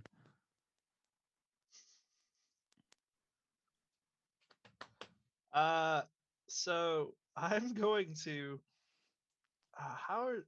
All right, Howard's more than 50 pounds, clearly. Right? Yes. Easy Yes. fact. Howard is more than 50 pounds. Can I use my mage hand to use the hand to drag him and help Azoth pull him out the rest of the way of the cave, so I could just get out as well? If you want to use mage hand and then me pushing to assist them, I will allow you to use your action to give Azoth assistance and advantage if you wish to. Deal. To push him. Yep. The mage hand and everything. And the mage hand in one. So on Azoth's turn, I'll allow you to get the advantage to pull Howard out. All right. Then can I guess, hold the movement action? Yeah. Or is that within this 6 seconds of kind of like quick reactions, you're getting ready and placing your feet behind you to push and shove Howard in the move, in like this momentum push as Finks goes to react or use his turn, we'll say. Got it. And your movement's going to be with the pushing and the getting out of the tunnel. we'll say. Deal. Finks, what are you doing? All right. So There in that little. fun stuff. Part of the invoke duplicity that I never get a chance to use is a secondary ability when the duplicate is within 5 feet of my target, the same I'm in. I get to roll advantage on attacks because it's distracting. Yes, yeah. So I have advantage on attack rolls. So what I wanted to do is take out that necrotic vial and throw it at his head. What color? They were both necrotic, the purple and the green. Purple and green. So which one are you throwing? What do you guys think? I'm purple, so I say purple. You know what? I'm in dark vision. I don't know. Roll a d20. Let's do it. Higher than 10 is the purple. All right, we're on purple. Let's do it. All right, purple vial. Grab it. Make an attack roll as you go to throw this vial at him. So you quickly grab your little pouch where you had the vial stash. You pull it out, and you see that there's this little cork on top of it. Are you going to smash the vial into him, or are you uncorking it? Yeah, I was gonna just throw it at him. Okay. What I Corked and missed. all. Well, I think I missed anyway. 8. 8. Wait, hold on. I'm sorry. I didn't have my. That was just a raw dice. Forgot to add my attack. 8 plus 6. So it is a 14 hit. So as you pull out the vial and whip it at him, very like with a bit of strength too, especially as it kind of flips over midair, just past his head as you see him kind of turn at you. Curiously, look back at the vial as it smashes on the wall and it starts to eat away and melt the stone. Okay. Almost like an acidic, just instant decay. Any kind of splash damage? No. You see where it hits, it just eats aggressively in the momentum of the throw. Just hit it and just eat away things. Okay. And then I'm gonna hit him with the boot. Boot him. Boot to the head. 18 boot to the head. You see now as he turns around to look at this acid eats into the stone, there's a big boot that just comes out of nowhere, cracks him in the side of the head as he looks a little rocked and looks over at you, deals some damage. All right, so we're gonna do 8 damage, and then I'm gonna use my Fury of the Small to throw an extra 6 on top of that, so 14 total. Ooh, not bad. You see the boot kind of the laces on it go cinch themselves and they come sliding in for a kick and just completely knock him off his just jaw. He wasn't accepting it. He's just cracks it, looks over at you. Just really? Kind of just like, really? Don't turn into spiders next time. I gotta be ready. All right. Azoth. Make advantage check. Make a strength check with advantage. Unless Finks you wish to do any movement on the rest of your turn. No, I'm good where I am. Nope. All right. All right, hold on here. You know what? I have a big boot that we could print. 19. I'm hoping the boot's a one-time thing here, but we'll see. I kind of like boot to the head. Keep it on standby. Yeah. What you roll? 19. 19. Easy enough. You grab onto Howard's part of the sled and yank. And Remus, you shove and you both tumble. You tumble forward out. Make a dexterity save. Rolling a little faster than you anticipated, Remus.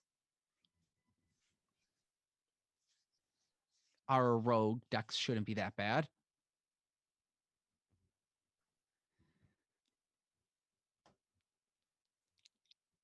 $24. You tumble through quickly, and as Howard is pulled out, we'll say, how far back do you pull a maze off? 15 feet. You have 15 feet of movement. What are those 3 rocks? These are just large boulders that you see that are in the middle of this chamber.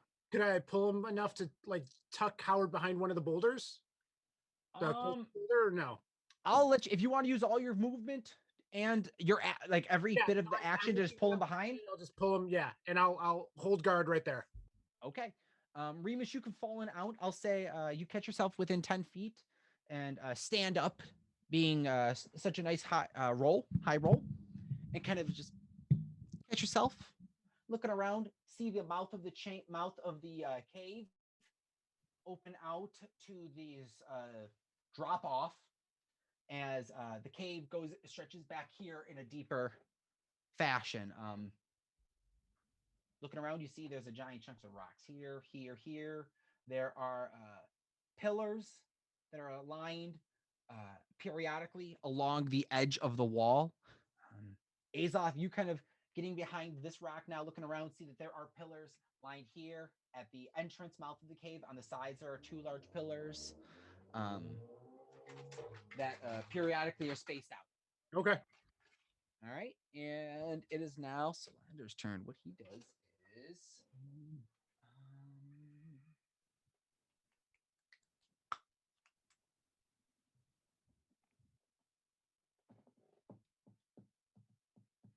all right, he's gonna make another attack roll at Finks. Yep. Roll your d20. All right. So that is a 5. So he does hit me this time. Actual Finks. So as he brings by a swift dagger coming up to you, he goes to feint it towards one of the mirror images next to you, and there's a moment that he sees that it shimmers, and he decides against it. It comes down at you at the final bit of the blade. He rolls a.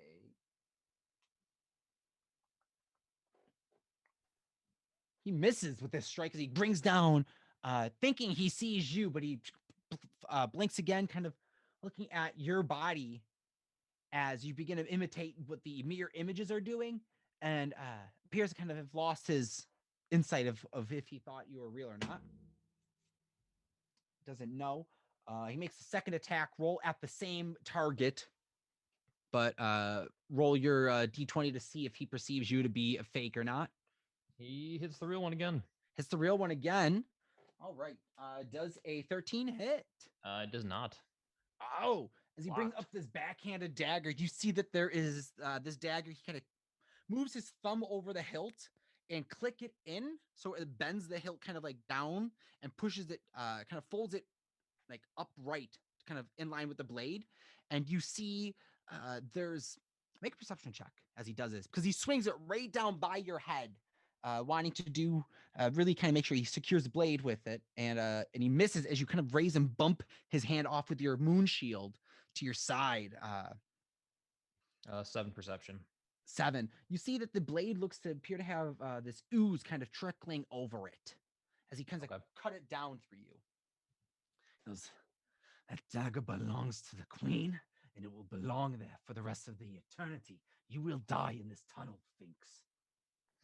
I already tried to remove your curse. Why won't you quit? You know you're beaten. I've lived for many years. I will not be taken down by some subservient goblin. I am Solander, the cunning, the great, the assassin for her and her alone. As he begins to kind of frighten and position himself, still looking over at all of your. If he doesn't, oh no, he swung at the real one both the time. So he looks over at the 3 of you, just still not knowing which one is which, because, well, I guess there's a moment he blinks and, maybe you shifted between the mirror images again. Top of the round, Remus, what are you doing? Rethinks Monty. Yeah. All right, so I'm gonna look back in the hole now. You look back in the hole and you see, and by the way, you do see night sky off to your right, moon coming in, and there are placements of mirrors that kind of bounce light around to create a dim light in the cave. One of the beams does shoot down the tunnel, and you see 4 Finks. You see 4 Finkses surrounded by this elvish, dark, robed assassin slipped off to the side of the tunnel he's in, just kind of keeping his back to the wall. But he is currently flanked. there are like small little metal plated mirrors along the Oh, man. floor and on the ceiling in this cavern that bounce light from the moon. I love that. don't Now like it can get that even at extra all. confusing. Let's move the fight over there. There's moonlight coming alright. in the tunnel now. Yes. So Yeah. like this is now lit up too. So there's like a faint dim moonlight now, having the full tunnel kind of busted open and the light kind of dispersed in it. It's not so concentrated through a small pocket. Okay. Yeah, I'll go to the tunnel entrance and I'm gonna try and throw a psychic dagger at Zelander. All right. Crouching down, make an attack roll. Dun, dun, dun. Yeah, I think. Double check. Double check. Yeah, 22. Oh, it just hits. It's a little hard to see him too, because he's currently covered by a multiple of goblins, and you're trying to pin out where he is specifically. And as he's really honing in on this line of goblins in front of him, as he's kind of more or less off to the side of the wall, and you see his body there, and you saw how the daggers were bouncing off the tunnel of the stone. You slip the dagger and just along the walls line up perfectly, and you get him right in the neck as he's not seeing you. Oh! As he goes to reach for like the dagger, it's gone. He thinks you see a moment of confusion he's was not expecting. That was 7 damage. Okay. And I'll throw my offhand dagger now too. All right, make an attack roll. Come on. Nat 20! Roll damage. I get to roll 2d4s. Or you double. Your call. It's gonna be, wait, what's the mod again? Damn it. It's gonna be 9 damage. Not bad. You throw one dagger, you see it stick into his neck, disappear away. He goes to grab it. Looking over at Finks, holding his the multiple Finks in front of him. He looks up behind him. Your friends are resourceful. Motherfucker. Leave my friend alone. He is, Remus, you see him staring you down. I want your armor too. I hope you die. I didn't say that, but I probably shouldn't either. You hear in your head, don't worry. You're next. All right. It was not. You caught him. You get good marks. Good hits, man. I'm also, with the rest of my movement, going to leave from the site of the tunnel. So I go to the side of the tunnel entrance or something, so I know he can't see me. You just off to the side. Yep. The entrance is right there.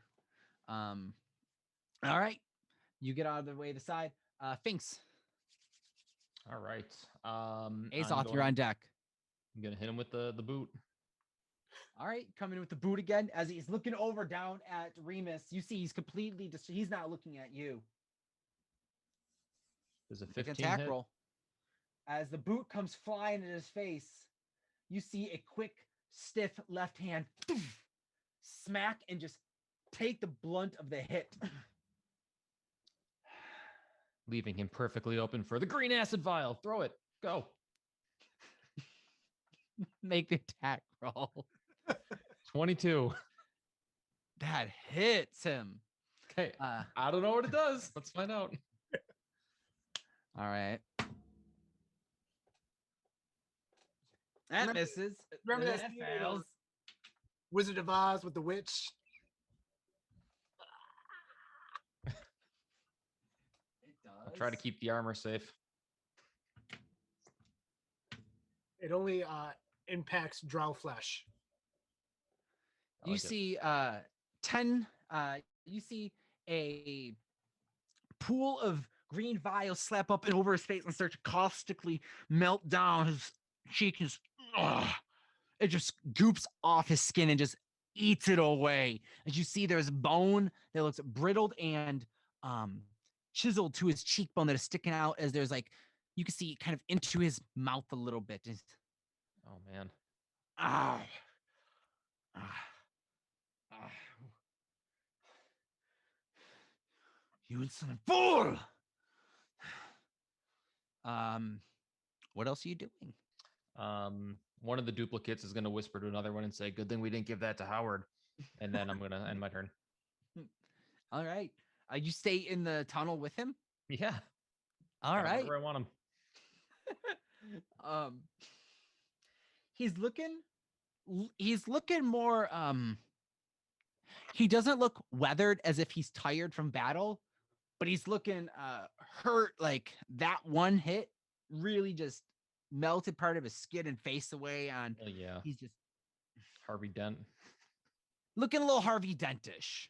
Definitely scarred. His face is definitely gonna be rememberable. Where's the commissioner? Azoth, what do you do? Turn into a He's bat. staring you down, Finks.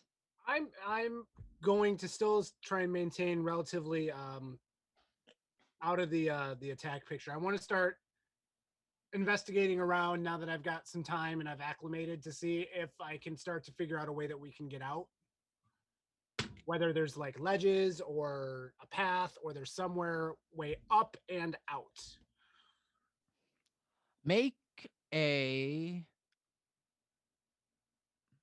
let you survival or perception check. Two different pathways. Let me know which one you're rolling with. We're going to go with perception, and that will be a unnatural 20. You see, there are ledges and pathways. I mean, if you guys are skilled climbers or had climbing kit, there is most certainly like pathways that you could take climbing down. You are hundreds, if maybe 1,000 feet to the ground. Like this is going to be a trek. 1,000, hundreds of feet up on the side of a cliff. And you looking up, you see that it actually goes up roughly about 100 feet so too. And looking up and looking down, you see sticking out of the cliff face these metal hooks with loops on them. We'd say is almost like a piton for like kind of cave climbing and rock climbing.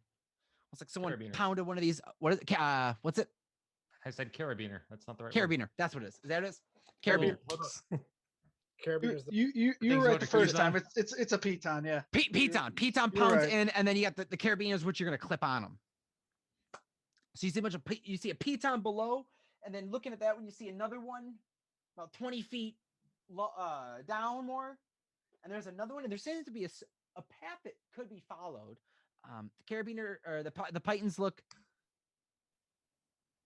bit of a. They don't look newer, but they're still holding. Okay. So is that Slander looks over to you, Finxios. Greed and curiosity can be beneficial, but when used blindly, it can be detrimental. As he runs at the bodies of mirrors and kind of like doesn't run. He kind of, because you see him shift his legs and position them and kind of does like a pushing, leaping motion at you and comes in with 2 daggers swiping through. So what does he get? Duplicate. Armor Duplicate. class He cuts. 13. All right. He does hit this one as he with the right hand and flies over it through it as the left hand swings over at you and the the remaining duplicate. Yep, duplicate again. The remaining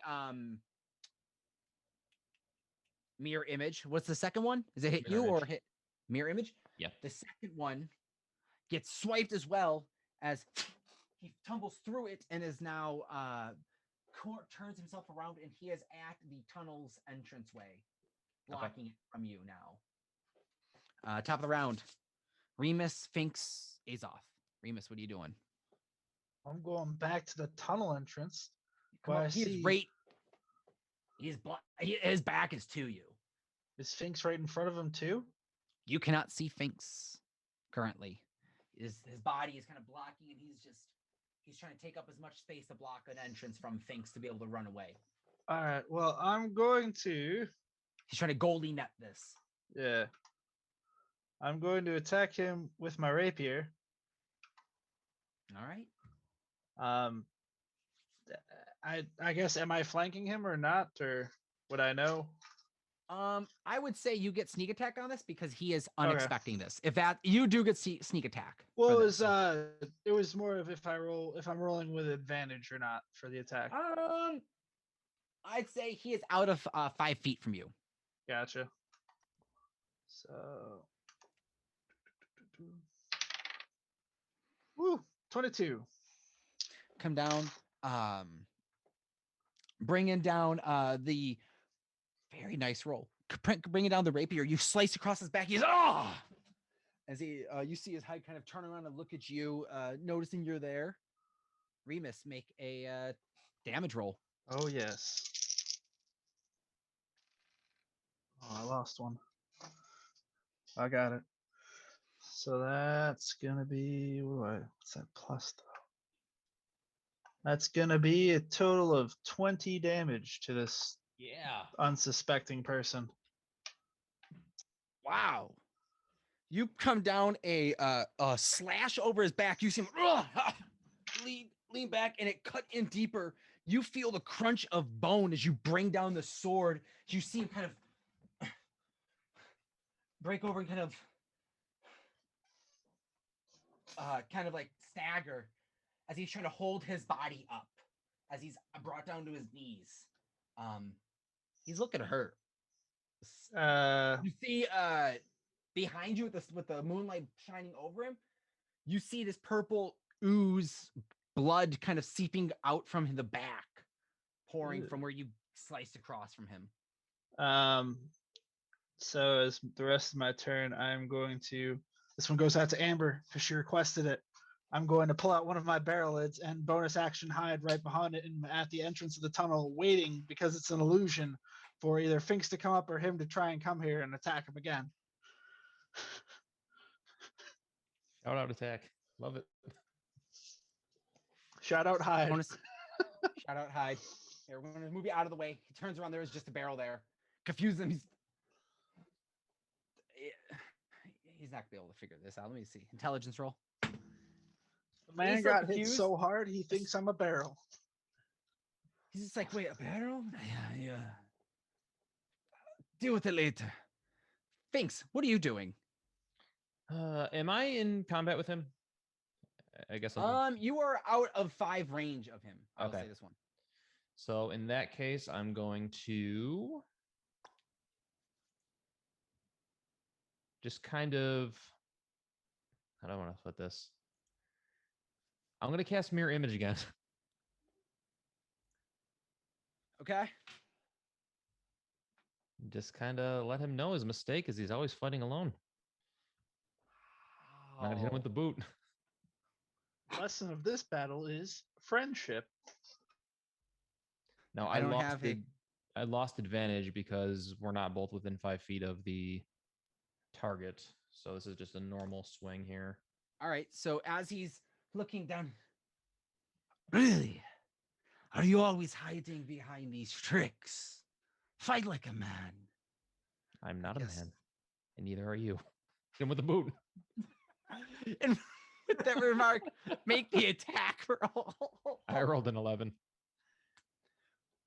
The boot comes flying past his head as he moves off to the side. He goes, that won't work again. I'm prepared for that one. I point to the left side of his face and say, "Are you sure?" You see him hurt just slightly. Azoth, what are you doing? Technically, you'd be over there, I guess, essentially. You're looking for the Pythons. Where is Zoolander? Currently in the tunnel, and you are unable to see him because there is a giant barrel blocking your vision.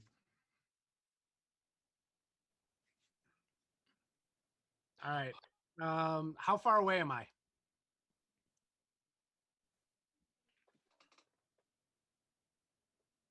35 feet or so. All right. I'm going to charge to basically jump. Well, no, wait. So Remus, is the barrel a barrel or is it an illusion? Like, is it an actual physical barrel? Can I interact with it? So I believe it is a barrel lid that I have handles under that it creates an illusion of the rest of the barrel around me. Okay. I believe You would that, be aware of this. Well, no, okay. I mean, I know that. I just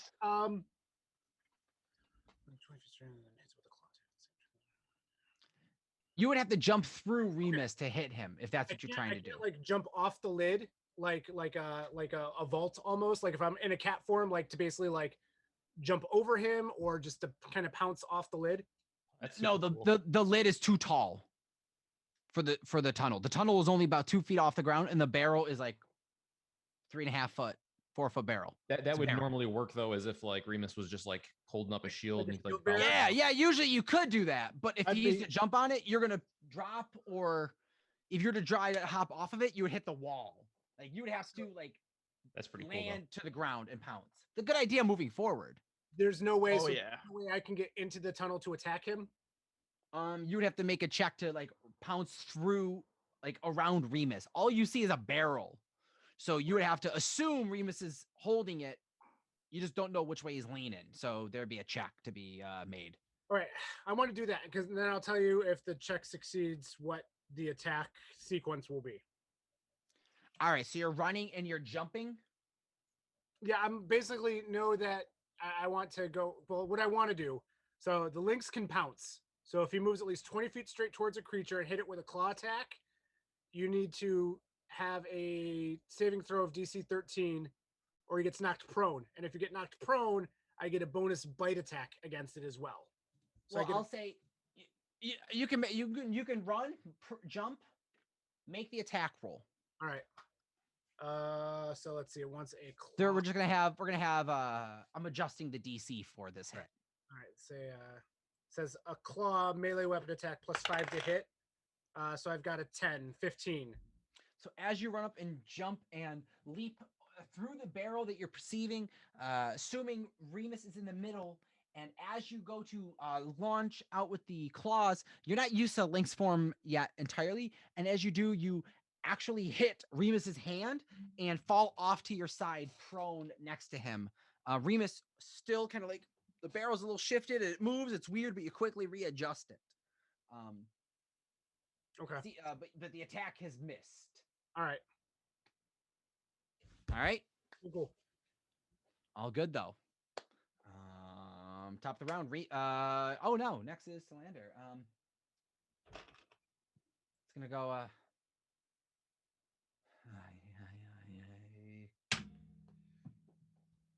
don't think that's a cock. I don't think I can kill you in the time, so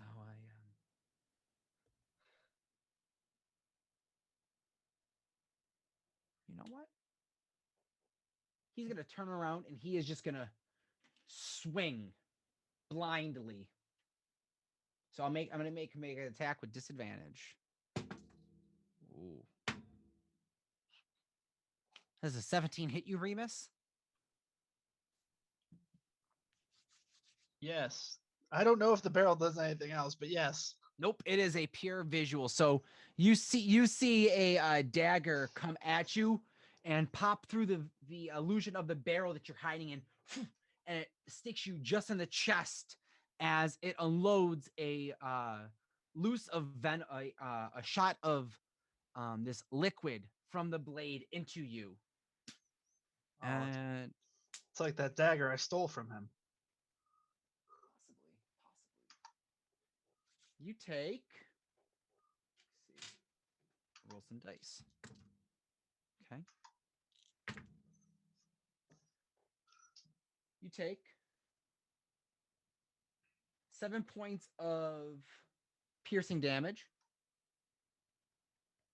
and then you take 20 points of poison as you feel this this liquid ooze from the blade and stick into you, and just you see him click his thumb back as the part of the hilt that was kind of bent in forward springs back into its standard position.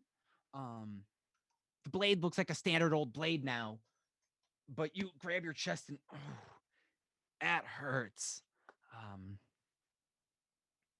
I need you to make a Constitution saving throw. Oh man. Dun, dun, dun.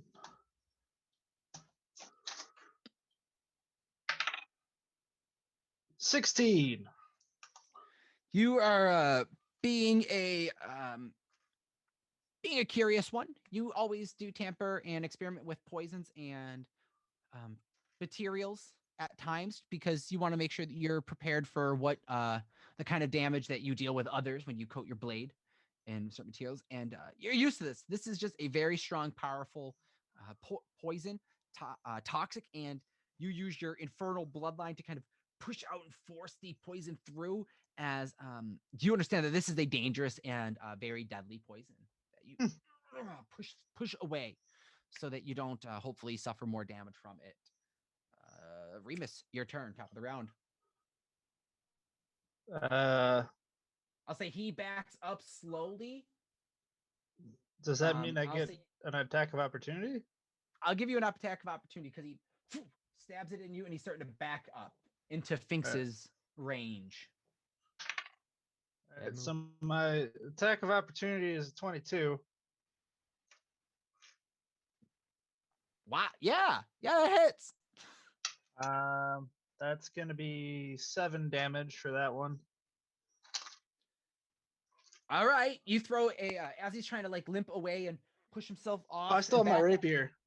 Oh yeah, as he's trying to back away, you hack into him, cut his offhand, and he has his dagger in this one hand. He's trying to push it and slide off and push back away from you. So back away because I have the sentinel feat. He doesn't move. Oh, you stop him. Yeah, because if I hit him on the attack of opportunity, you go to stab in him and you cut into it, basically severing his arm so it's laying limp as he to move, and he is stopped. It's your turn. What do you want to do, Remus? I'm going to leave my barrel again, and rapier sticking out of the barrel. Yeah, right.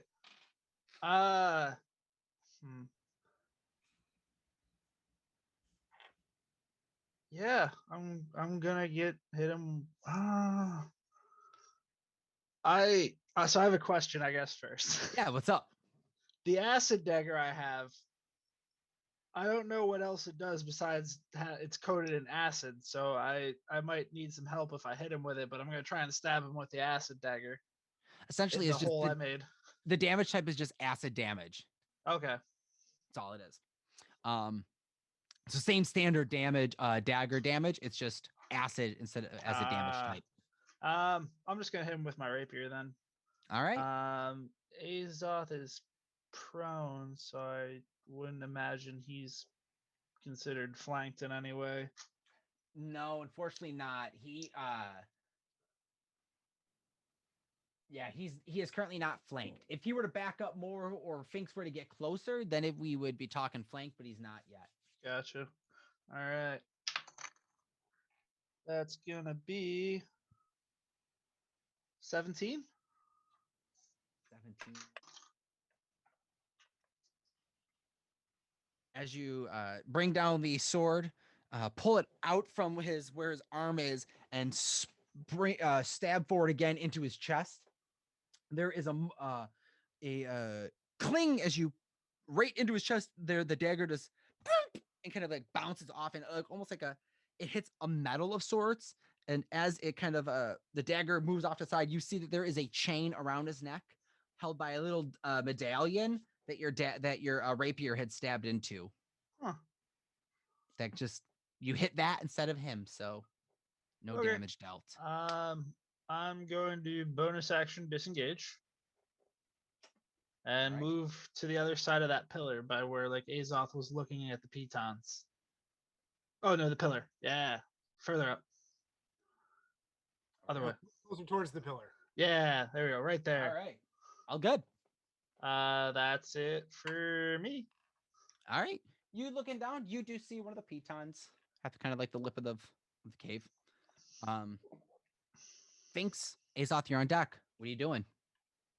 Hey, I'm going to move my true duplicate 30 feet with my bonus action to get on either side of him, and then I'll use my actual movement to move Finks to get within 5 feet of him as well. You are within 5 feet of him. And we're going to set up the guiding bolt. All right. He stepped into the moonlight. I'm going to pretend like it's extra strong now, so I'll cast it at third level. So as the moon is shining from the sky, hitting, you see this. One of these stray beams hits into this tunnel directly where you are fighting out of. You shoot a guiding bolt out at him and make an attack roll. There's a 21 hit. Yeah, that hits. That hits. You guys have been rolling really high lately, guys. Lately, roll some damage. Damage helps. All right, How many dice is it? 18, Yeah. How you want to do that? 66 for third level. Yeah. How are you finishing them off? How you want to? Oh. How do you want to? I want to this? stun him. I don't want this to kill him. I want something else to kill him, which I will do right after. Okay. I want the beam to bounce off all the mirrors and hit him in an unsuspecting angle. In the And butt. then while he's stunned, I want to take the black dagger out for the first time this battle and tell him it's only fitting it ends this way and plunge it into his back. Oh, okay. So as the moonbeam hits the ground, shining in, hits him in the chest. He looks distracted, looking down, and he knocks back. You jump down on, you pull out this curved, hooked dagger as it has these gashes on it that as you have this kind of this loose cannonness about you, getting over him, all kind of maniacal, you see the like where it's curved around, you kind of wrap it around his neck, and you see like the back edge of the knife that has like the charades, a little bit of a charadedness to it, kind of expand and grow into like a gnarly, not gnarly, just like slightly off of the blade, but now it looks more of this nice charaded saw look to it as you whisper this into his ear as you you see him go, that curse is yours. As you snuff the life out of him, he is dead. All right, clean off the blade, stash it away. All right. Now, hopefully, that other drow that tried to kidnap me earlier doesn't come back.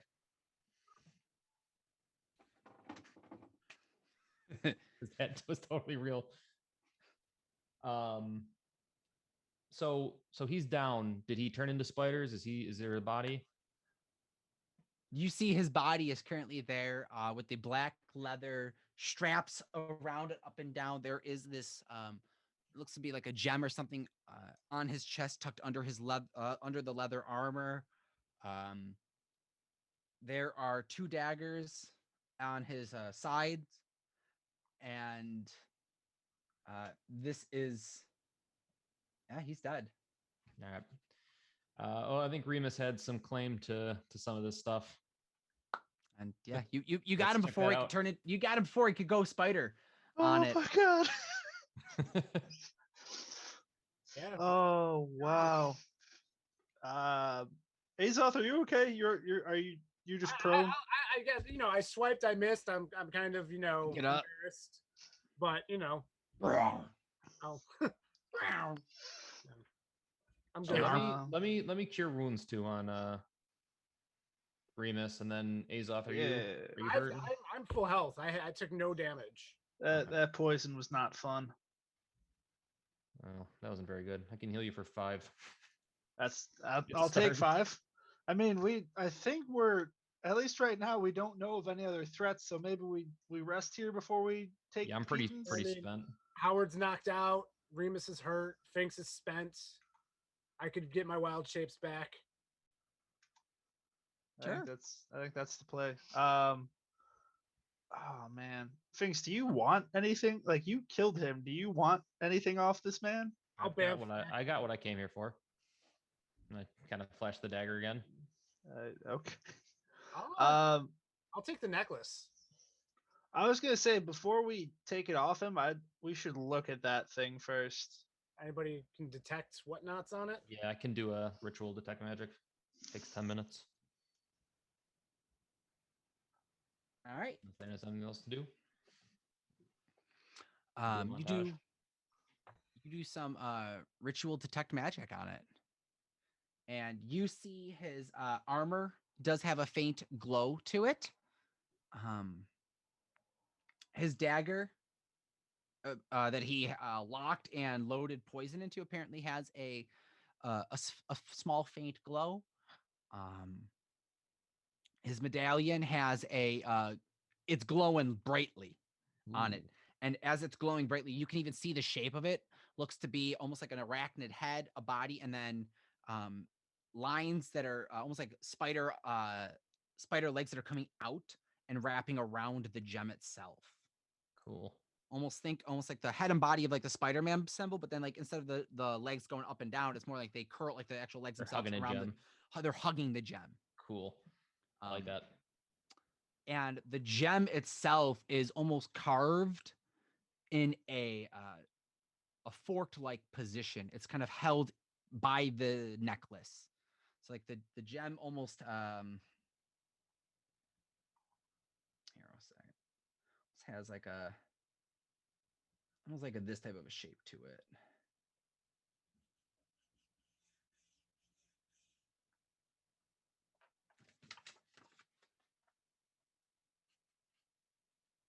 Almost something similar to that. Okay. But more uniform.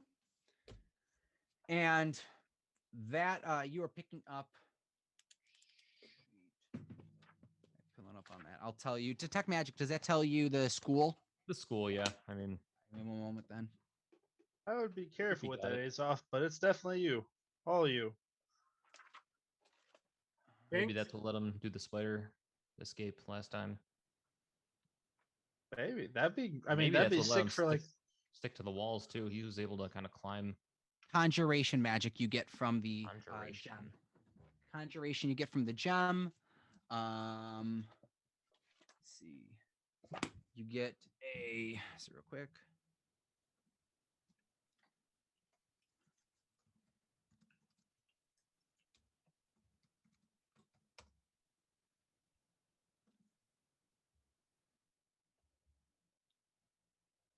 See.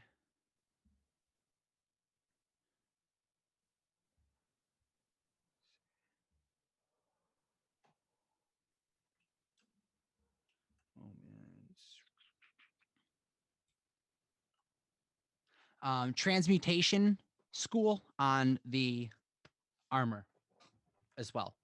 Okay. Well, maybe that's the spider thing.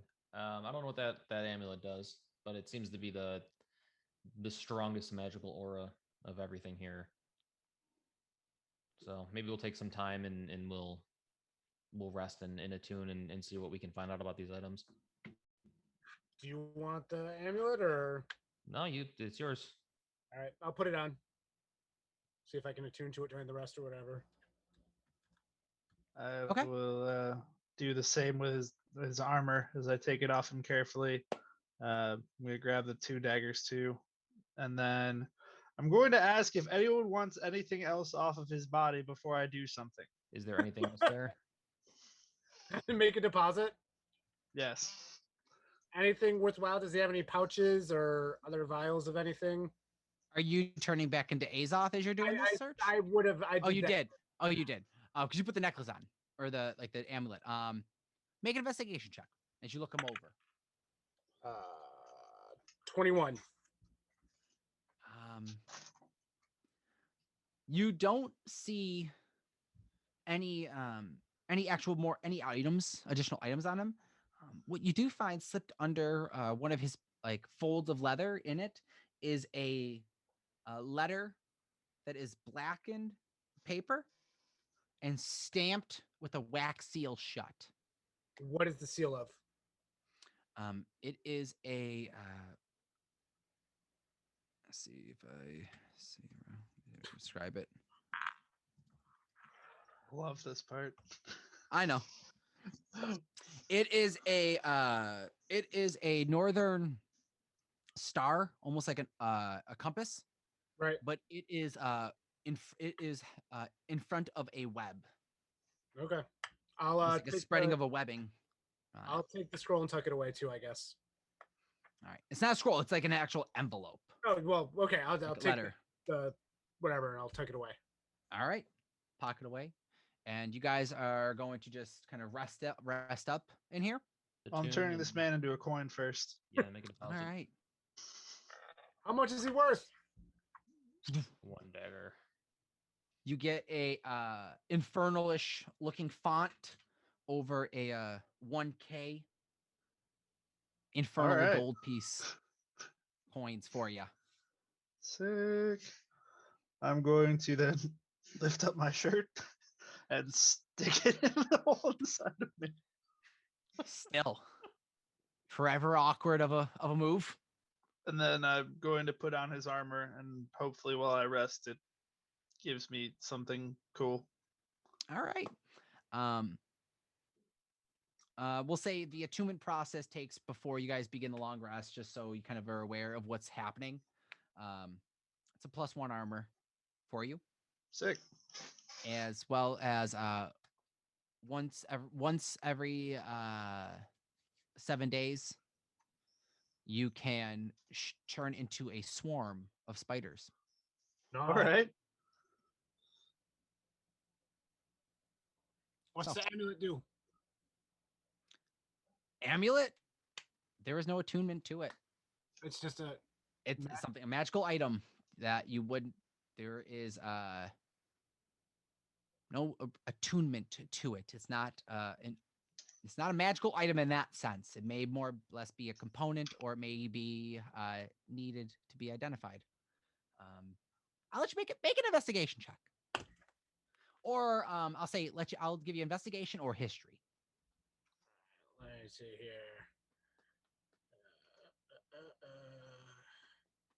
17. This is a tuning fork. Oh shit. To a plane of another realm Ooh, or plane of existence. okay. I have a tuning fork necklace. Cool. Oh man. That could be. Is it leather armor or studded leather armor with a +1? It is +1 leather armor. Got it. Cool. I want to attempt to reattune to the black dagger and see if there's anything different about it now that he's done chasing me. Oh man. You attune to it, and there is a further possession of you've rightfully earned it. And you're planning to become well acquainted with it. Cool. It'd be a +1 dagger. All right. His leather, or his 1 dagger you grabbed. Both of his daggers that you snatched off of him, Ricky, are the one is a simple, just basic +1 dagger as well, and the one is a +1 dagger that has the feature to be loaded with venom or a poison. So if you find a venomous or poisonous animal, or find some kind of concoction, perhaps like a Midas potion, dump that in there. Cool. See how that works. What about a healing potion? You can be our cleric. It's like an injection. Stab. Oh man. But till then, guys, you all take your begin your long rests of breaks, and we'll pick up next week and see how the party faces off with their next challenge of leaving this cave, journeying deeper in, perhaps back to where they came from, to a different direction, to the unknown, or getting off of this side of a canyon. Till then, thank you everyone so much for tuning in. Black Rock Joe, dude, I know you were here for a good portion of it. I came in and I was able to see that you were in the chat later on. And thank you so much. I greatly appreciate it. Thank you. Can't thank enough. I love all of our listeners that are tuning in via audio format. You guys are awesome. I am blown away. Thank you so much. Continue to listen, but as well, but also if you can, come on over to our Twitch at podcasters _. Make sure to give us a like and follow. You want to be here for when we go live. We do like to interact with our players. I saw Ricky, Tony, and it looked like some other people were commenting in and jumping in the chat as well throughout the night. Thank you guys. But if you want to be active, come on in with the chat stream. If not, you can also watch live via our Facebook, which if we have any viewers on Facebook, I'm not monitoring that at the moment. So I will see after, or if one of my players are on the Facebook and say, hey, we have this many people watching, let me know. Thank you so much if you viewed through that live. I greatly appreciate it. You guys are awesome. Please make sure to check out our sponsor at DCT Industries with their new game Kaimon in the works. I think Mon Gaming with Warhammer with Pokemon meets Pokemon. Fun. Looks very cool. I'm excited to play it and test it out as well to see how it runs. Hopefully we get some content for you guys to see a match or a round in action as well. So please make sure to check out DCT Industries. Jeff over there is awesome. Thank you so much for the sponsorship and the support. Thank you, listeners, for the support. Go check them out. Go check us out on Facebook, Podcasters Tabletop Gaming, Podcasters _ Tabletop Gaming on Instagram, as well as our Teespring. We have a shop, Faybala. Go pick up a t-shirt, support the stream, and I'll let my players take away. So, Azoth. Catch Azoth on Twitter at Podcasters Azoth, and any of my non-out-of-character shenanigans on the social medias at the Mark 716. Check them out. Ricky, Remus. I'm Remus. I'm Ricky Coates. I play Remus. You can follow Remus at Podcasters Remus on Twitter. He tweets live sometimes. He tweets randomly during the week, so you never know what you're going to get. But this week it was barrel time. You can follow me at Rick _Coates on Instagram, Twitter, anything like that to see what I'm doing during the week. Maybe I'm building the furniture. Who knows? Mm-hmm. Check them out. Check out Azoth. And finally, check out Finks. Sign us off, man. All right. Finks is on Twitter at Podcaster Sphinx. You can find him tweeting about nothing today because I wasn't logged in, but I'll get back to that. You can follow me on Instagram at Phoenix Forged. I'm doing some miniature stuff. Hopefully going to be doing some Kaimon painting in the next couple of weeks. Kind of some of the prototypes Jeff and I have been kind of back and forth about getting together. So once we can hammer out that schedule, then, maybe you'll see some of the prototypes. There you go. And guys, please make sure to go check out and follow DCT Industries as well as all of our players' accounts and support their works, support their art, support their crafts. And till next week, keep rolling.